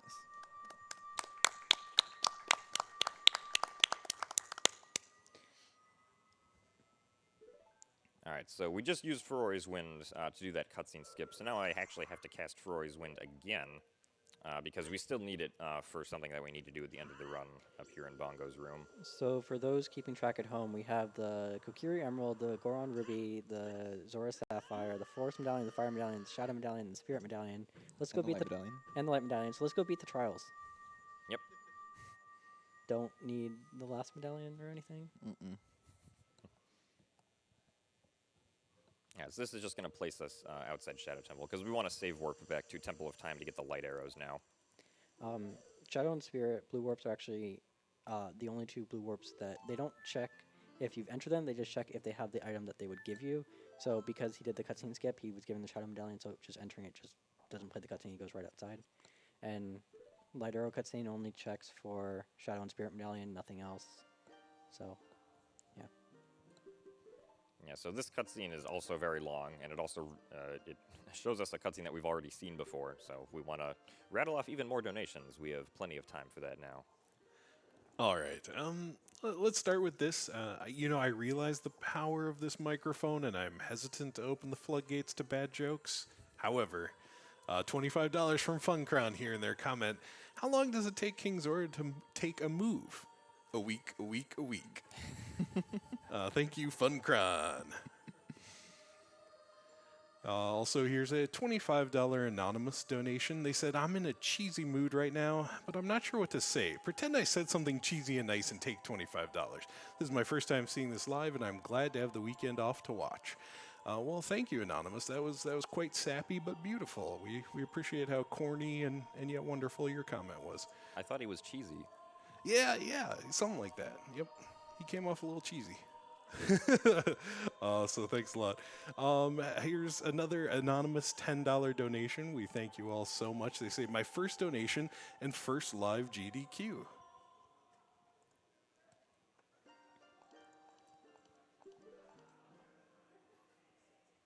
The whole pigeon donated $10, said, I stepped away and missed the hug, but I heard that it happened. So yay! So thank you for coming through with your follow-up donation. I mean, you could donate again if you want it to happen again so you can see it. Yeah, Get a live one before the end of the run. Past All right. broadcasts don't exist. Who's this All right, mystery man? I'll if I see them chime in for more hugs requests, I will butt in and let you guys know. Yeah, Sheik is Zelda. Yay. Spoil. Spoilers, dude. Oh, right. Sorry. Some people haven't played this game before. Or Melee. Or Melee, yeah. Or any of the Smash Bros. Games besides the N64 one. Yeah, this Wait, cutscene's Shiki like... Zelda? Yeah, you didn't know? Have any of you played this game before? Why are you guys commentating this with me? It's an excellent question. You chose us. Yeah, that's true. I mean, he kind of just picked me up off the street, but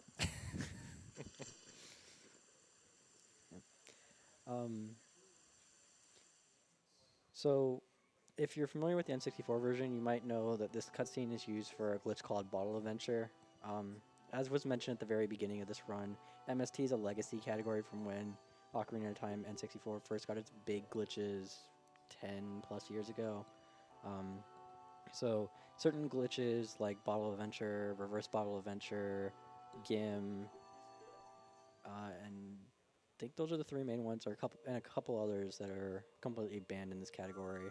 Yeah, any sort of inventory manipulation isn't allowed in this category. Because with inventory manipulation, like, you can get a whole host of items without actually getting them. Like, you can get some of the medallions or some of the songs.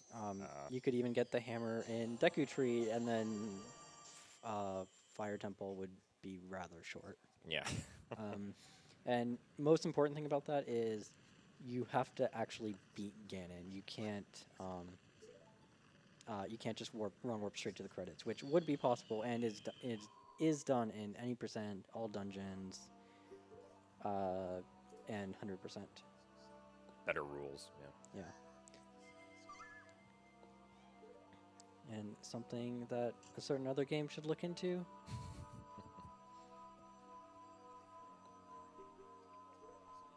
Alright, this 4-minute cutscene is almost over. We just have to hear an evil laugh.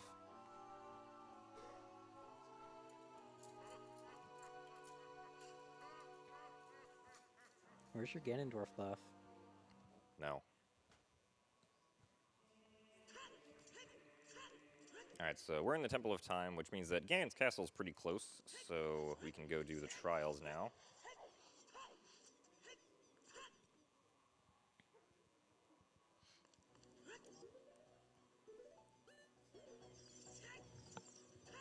Yep, and around that corner.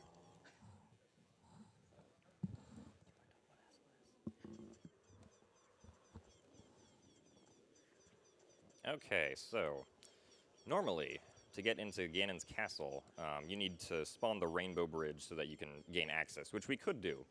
But thankfully, there's this really cool trick that we can do called the Hassel-Hess 3D, which allows us to get over to Ganon's castle without the need for the Rainbow Bridge. So we're going to attempt to do that now. It is really tough, though, so we might not end up getting it, but hopefully I'm good enough to pull it off here. Oh, okay, I didn't think that was going to work. Surprised it did. Okay.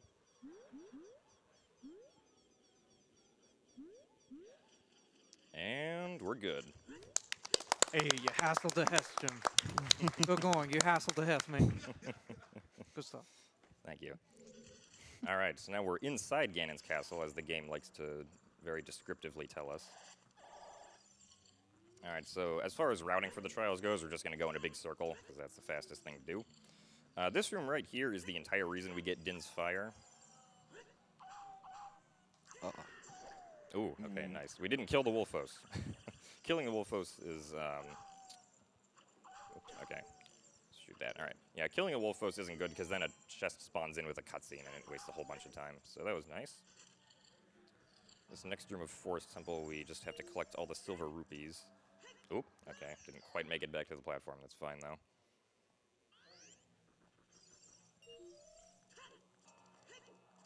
There we go. All right. And we can equip light arrows here, because we'll need to use light arrows to, you know, free the sages and all that stuff.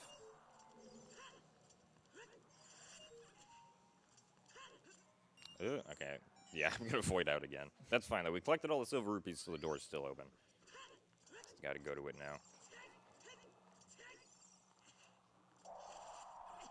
Oh, he got me. Alright, and we can get a magic refill here. We need to keep on refilling magic, because every time we get to the end of a trial, we have to shoot a light arrow.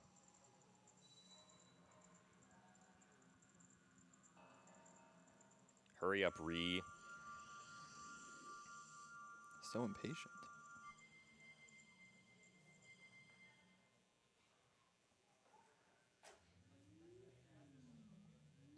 Alright, so 1 trial down, 5 more to go.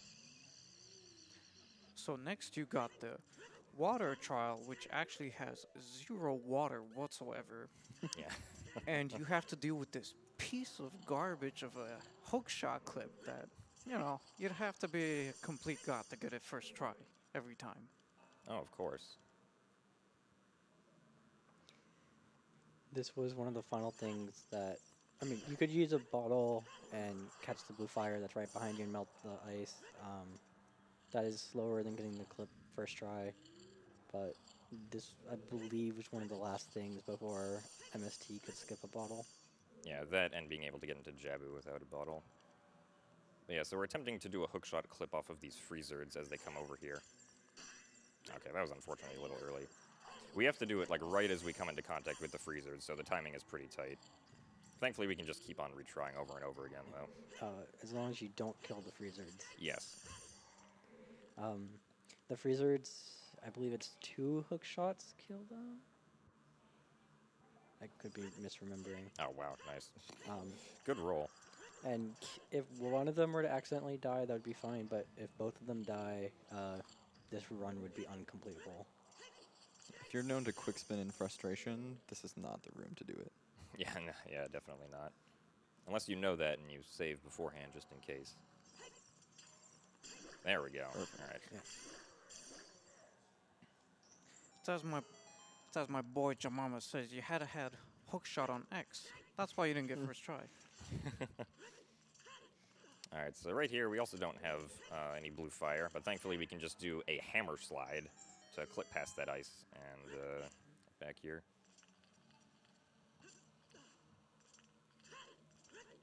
All right, so that's it for the water trial with no water. More magic. Says, wait a minute, we didn't beat the water temple. Oh, I guess we'll have to do that after the trials then, huh? Yeah, we didn't free Ruto at all. I don't know why she's here. Not sure which trial is best to mention this after, but Brandon just donated $5, said donating for another hug. So, not sure when the interruption's best, but Next trial. okay.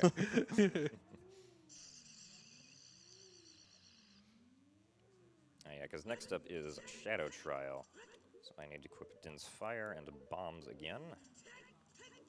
So Shadow Trial is going to start off with another Hover Boost, because that's the only way we can get over to this torch. Hover boost or something effectively the same thing. You could do a Hess with hover boots or Hammer slide. hammer slide or mega slide hop. Yeah, so it's up to the runner's choice what they want to do. Yeah, they're all roughly the same speed. Unless you're Jamama, in which case you have to do the hammer slide.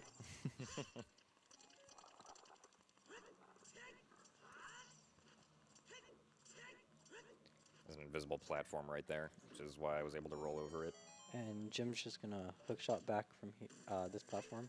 On 3D, it's a little bit precise, but it's not that bad. On N64, it's very precise. You have to be on the very edge, and then even then, it's just a little bit of the chest that's hookshotable. But in 3D, they actually they made it so you can see more of Link's arm, which meant the only way they could do that was if they pushed where the hookshot is out a little bit further from Link, which means even though the chain is the same length, it starts from a little bit further, so you can end up hookshotting things that are just a little bit further away. You guys. I'm sure Impa appreciated the hug too.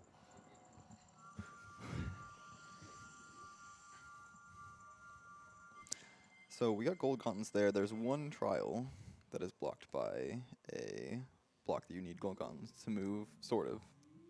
You can get through the door without moving the block. Yeah, it's possible to completely skip gold gauntlets, but it's not really worth it. There's 2 ways. One requires getting on top of the block, and the other requires getting out of bounds and doing a bunch of dupes. And as soon as you've messed it up once, it's no longer worth it, I'm pretty sure. Oh, so. the getting on top would technically be faster, but harder. Doing the dupes is definitely not worth it. Yeah, so there's a way you can get inside this giant pillar to get the 1 rupee that's inside there that we need to complete this room. Because then, I mean, it's faster to do that even if you do have the gold gauntlets, because then you skip this cutscene of Link throwing it backwards. But then you don't have the platform to get to that last rupee, so... Yeah. Again, it makes it a little bit harder. That guy can cause many troubles, so make sure to slash him once so that he can't do that.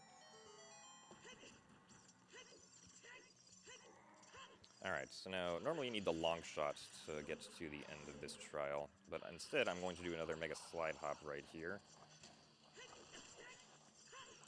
Normally that central platform is supposed to like sink under Link's weight, but if you're wearing the hover boots, it doesn't actually sink, so he unequipped the hover boots at the last possible second to do the mega slide hop.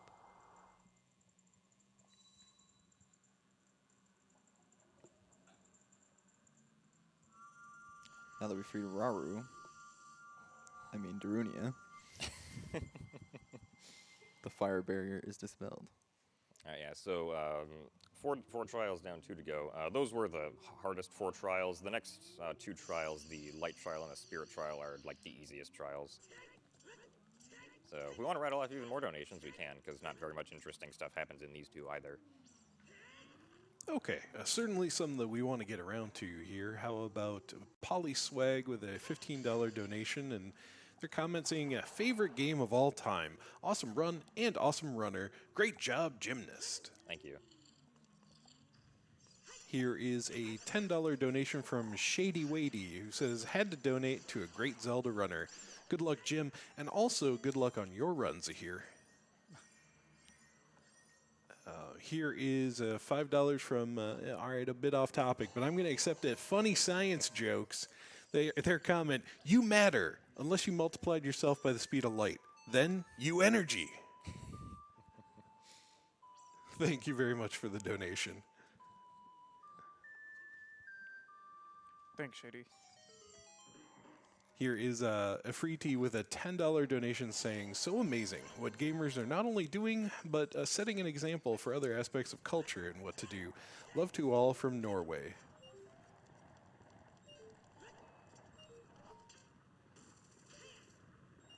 Also have $25 from Jamco here. Says, hey, I'm so happy that GDQ Express is here. I need more speedruns in my life. Shoutouts to Hammy, who's been lighting it up on the GDQ Discord. See you all at AGDQ. Yeah, just for context of that, there's a user in the GDQ Discord who's been typing for like the last 48 hours or something. We don't know what they're typing. Oh, nice. I thought that was just like a reference to one of the regulars or something who actually... yeah. I know I've been in the Discord, and then between events, I never say anything.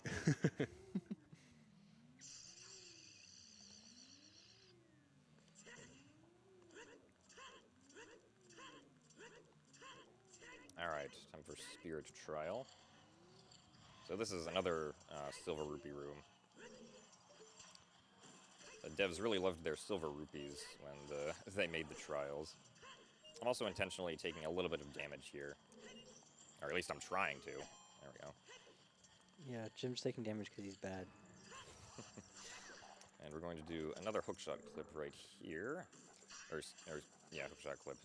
And then normally you need the fire arrows to burn this web, but thankfully with a well-angled arrow shot, we can just do it with regular arrows. And just like how Water Trial had no water, here is the light puzzle not in Light Trial. Oops, wait a minute, I need that. There we go. Yeah. A little ahead of yourself. Alright. So that is all of the trials. We have the S and the T. Time for the M. The one medallion that you forgot. Yeah, I forgot the water medallion. Guess we'll just have to go back for it. Seems like it makes more sense to do the medallions before you do the trials. That's crazy. Does anything Grezzo did, or does anything that Grezzo did make sense? No, not really. Hover boots and iron boots. Yeah, fair point. Anyway, so the technical requirement for beating the trials is watching this cutscene right here and dispelling that barrier. So we're going to go to Water Temple, but we actually need to go into this mouth first because we want to play Bolero of Fire. For whatever reason, Ocarina and Pharaoh's Wind is allowed in Ganon's Tower, but not Ganon's Castle. For some reason. Yeah. There is actually a way we could do an Ocarina items glitch to use the Ocarina anywhere, but it's... Warp songs still wouldn't work. No, you could use Ocarina, just warp songs wouldn't work. Yeah. You get a you cannot warp away or some text box. It's been a while. Right, so now we have another opportunity to do Death Hole Wrong Warping once the timer runs out. Alright. So we die again. Oh no, we're so bad. We're bad. We're not playing. You're commentating this run. Alright. So now, the last time we set Ferori's Wind, it was in Bongo Bongo's room. And it just so happens that doing Death Hole Wrong Warp to that Ferori's Wind spot places us in Morpha's boss room. So, let's do Water Temple. Yeah, and he also has the coordinates from where FW is set, which in Bongo Bongo's room it's at the very top, so... Yeah, that's why we fell all the way down. Yeah. Alright, but there's still a bit of an issue. In Death Hole Wrong Warp mode, we can only use what's on our X and Y buttons, and I don't have the hookshot on my X or Y buttons. I have bombs in Ferori's Wind. You know how to do Morpha without a hookshot, right? No. That is not a good idea. But anyway, so in Death Hole Wrong Warp mode, we're actually going to do the Ocarina items glitch now. Yeah, on N64 you can do it with the bottle. That doesn't quite work. Instead you have to do it with the bomb. Alright, nice. First try, nice. Very nice. So the interesting thing is he's still in Death Mole, but his bottom screen looks normal. If he does anything to dim his buttons, he will lose the ability to use the item. Or use that button. And you can only dim them all at once. So if he crouch stabs, or if he shields to do a crouch stab to trap Morph in the corner, he loses a button ability. If he jump slashes, he loses the ability to do a jump or to use his buttons, and a whole bunch of other things. Yeah. Lucky he did none of them. Yeah, so that's why we just did regular slashes on Morpha. Yeah, Morpha's really easy. If you can get her in the corner, then she can't go anywhere. And the nice thing is we are still in Death Hole, which means we have Death Hole unrestricted items, so no more side hopping and one frame to use FW. Yeah.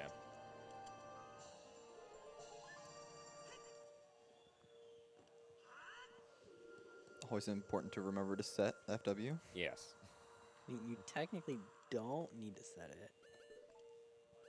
Actually, wait, yeah, you do for the cutscene skip. Yeah. You do. I was thinking for the part after the cutscene skip. And yeah, so obviously you can just use Ferori's Wind going into the warp now. Actually, Yay, we skipped the cutscene. no, you're in Death Hole. You don't actually need to set it FW to skip the cutscene. The cutscene just doesn't play. Yeah, that's correct, but it's very slightly faster. Use Ferori's Wind. Alright, so now we're going to do Ocarina items again, if I can get the right frame for it. The Ocarina items here is frame perfect, so I have to try this again if I don't get the frame. That's one frame too early. Nice. The legendary one frame buffer. Twice in one run. Amazing. Alright, so now we're going to play the Nocturne of Shadow. But we were still in Death Hole Wrong Warp mode. You know you don't want to go to the graveyard, right? Yeah, I do. Ganon's not in the graveyard. Yes, he is. I knew it. He was hiding there all along. Yeah. So this is what happens when you play Nocturne of Shadow in Death Hole Wrong Warp mode. It very conveniently happens to place you here at the end of the Ganon's Tower collapse sequence. And because we had the warp cutscene play after we had actually warped to this area, that cancels Death Hole Wrong Warp mode, so now we can just go to the Ganon fight normally. I said this name already, but huge shout outs to Fox. He's the one that originally found Death Hole Wrong Warps and did a lot of work into it, and he has just done a lot for this game and MM3D and a lot of different games. yeah, Fox is an amazing speedrunner, glitch hunter, tasser. We're really lucky to have him in our community. So now we get to watch this nice collapse cutscene. And so obviously the only thing left to do is to beat Ganon, which thankfully we do have one final trick coming up for, which hopefully I can do. Saves like 20 seconds on the fight, and it also looks kind of funny.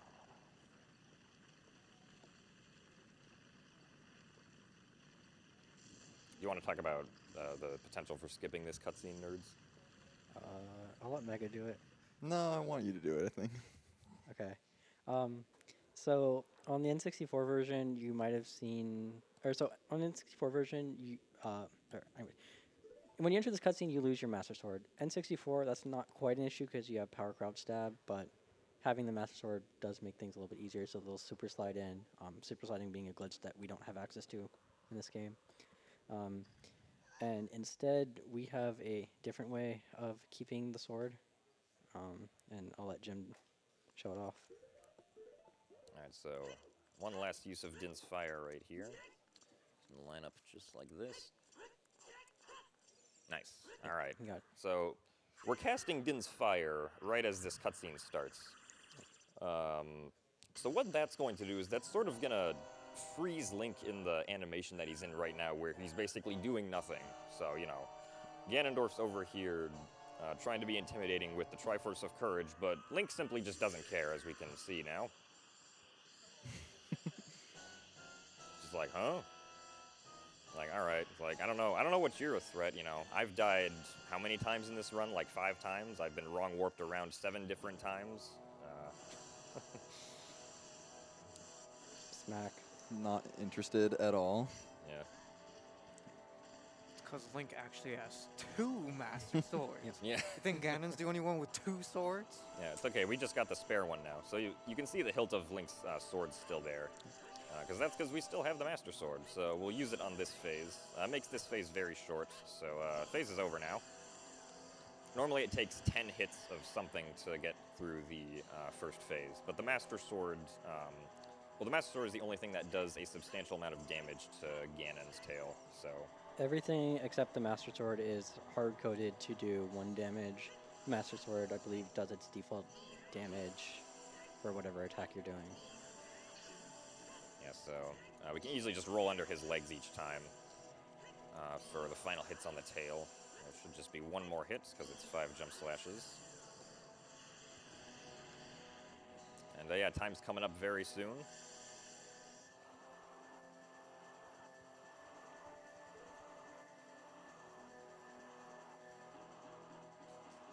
Now that we have our final item, the Master Sword of Zelda's power-up. Yes.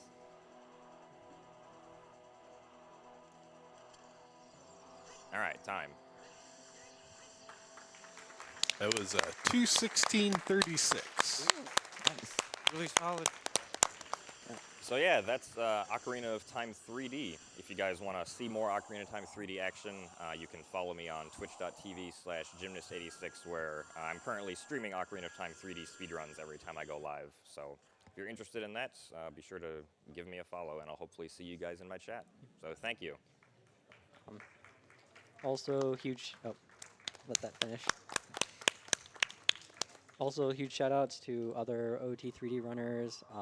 Ben Stevens, Game Stable, Zelda Cube, Legend of Zelda LF, Aaron Toad 99, Purple Photon, Great Jamama 92. The Legend of Zahir. Oh yeah, Legend Legend of Zahir, who's on this couch. Right next to you. Wayfaring Fox, not quite a runner, but a glitch hunter. Seedborn, even though you're not a runner, you're just you're a glitch hunter. You've still done a lot. Am I forgetting anyone? You're forgetting to hug again. No. I said Purple Photon. No one Come on, donated. guys. I don't care. Hugs time. Literally free hugs. All right, so yeah, thank you. Hope you guys enjoy the rest of GDQ Express.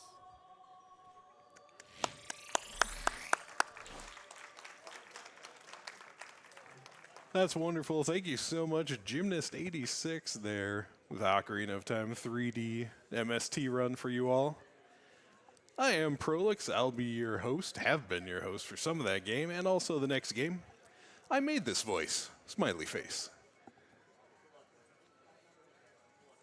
Coming up next, we have Super Mario Odyssey. It's an any percent race between Nitrovita and Fur. What's up, man? They're walking right by me right now. They're going to get set up for that run. In the meantime, I'll be telling you about what's going on here at GDQ Express and reading your donation comments. If you were wondering, what on earth is the host? That's what I do. I read your comments. So when you go over to the website at gamesdonequick.com, click that donate button at the top. You can choose whether or not to leave a comment, and if you do, it might make its way on up to me. I'll read it here on air. I'm looking forward to what you might have to say.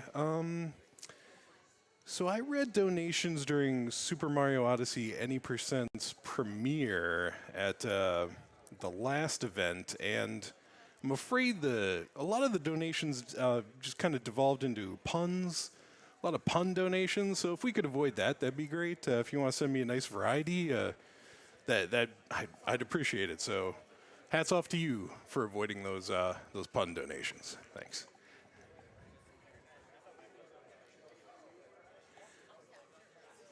Here's a $25 donation we received from Ryan, who said, since GDQ finally came to the West Coast, it allowed me to achieve one of my dreams, attending one of these marathons in person. Thank you to my wife for being an amazing partner, and greetings from the front row. Thanks, Ryan. Glad to have you here. Dante donated $15 and said, looking forward to my man Bakba Soup playing Silent Hill 2. Let's-a go. Well, thanks, Dante. And you know, that Silent Hill 2 run, I checked, and that's quite a while off in the schedule still. And before Bakba Soup runs that, he's actually got one other run coming up even sooner. Early this morning, I don't know, about 10 hours from now or so. He's also running Turok, a Dinosaur Hunter on the PC, an any percent run. But we have a bid war open right now to choose, it's a donation goal to turn that any percent run into a 100% run. So just, you know, since I had someone donating toward one of Bakba's run, I figured I'd mention that. He's also got the Turok run. And if you are interested in making that 100% instead of any percent, that bid goal could use a little bit more money.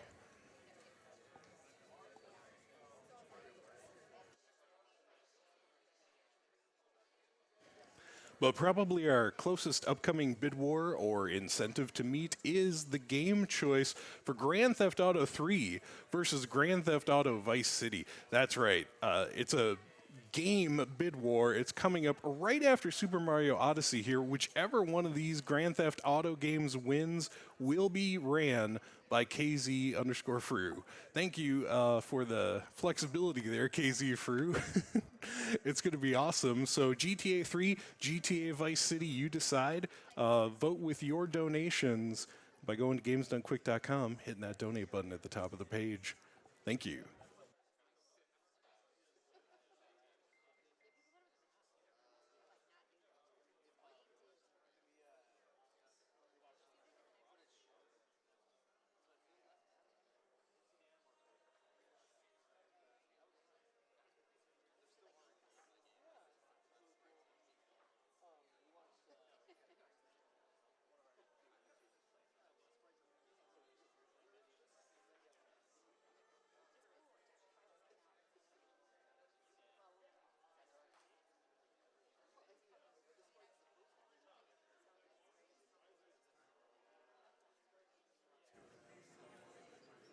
We received a $10 donation from Anonymous who said, I can't afford to give more, but I still wanted to donate something. What you guys do at GDQ is truly amazing. Thanks for working hard, and good luck to all the runners.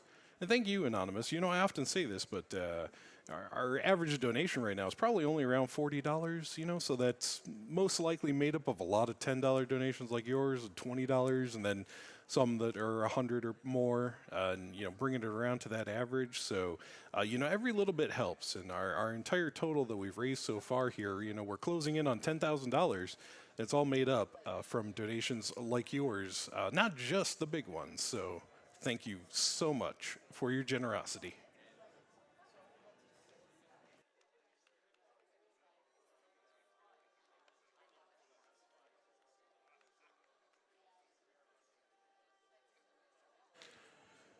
Speaking of bid wars, and since I have some time as the Super Mario Odyssey race is still being set up, I will let you know that coming up even later tonight, how long is this? It's maybe about 11 hours from now. There will be a run of Chip and Dale Rescue Rangers.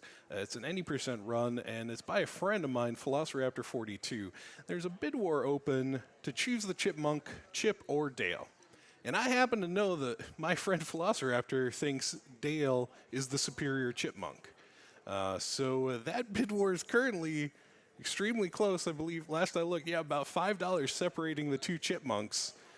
So whether you wanted to play as Chip and hate himself during the run or play as Dale and get his favorite choice, that's up to you. Feel free, if you're going to donate, want to put some of your money toward a bid war or a donation goal, that's one thing you can consider. I will try to tell Velociraptor, though, that I told people to put their money toward Dale. So please do that. He'll love you forever. Thanks a lot.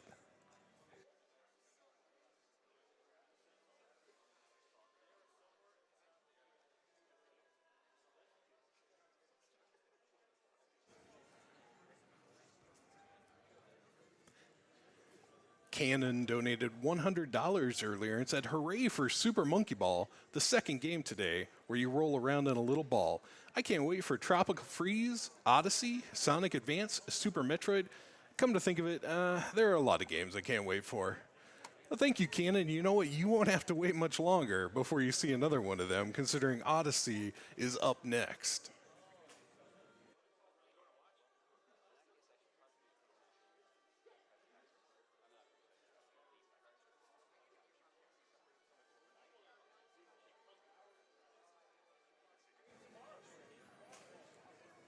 Just a reminder that all of your donations to Games Done Quick Express here are going to support the TwitchCon Charity Plaza, which is powered by Tiltify.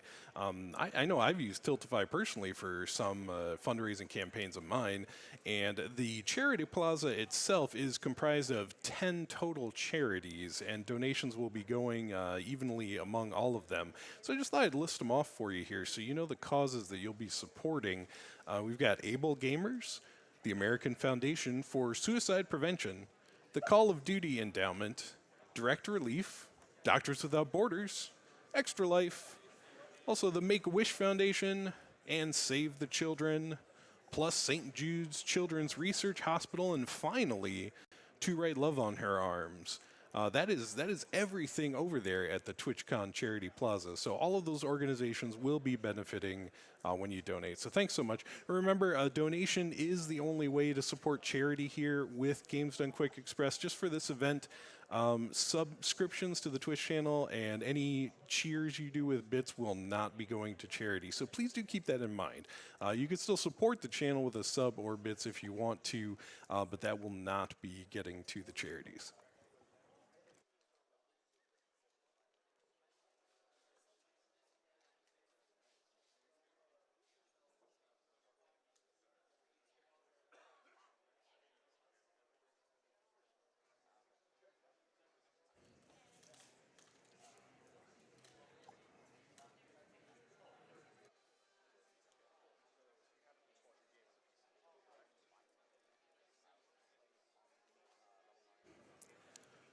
Mooing Lemur here donated $25 and said, "Good luck to both Odyssey runners." Thank you very much for that. I'm sure they appreciate it. And also, Unicorn Harrison here donating $10 said, "I guess you could say all the puns caused a lot of pundemonium." Yes, thank you, Unicorn Harrison. That's exactly right. It was pundemonium at Summer Games with all the Super Mario Odyssey puns I had to read.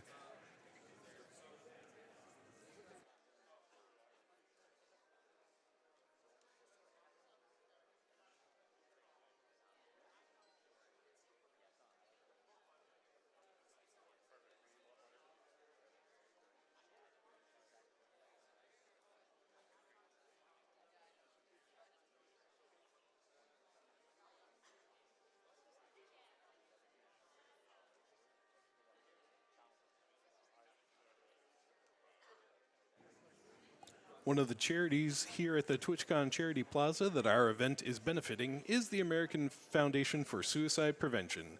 Their mission is to save lives and bring hope to those affected by suicide.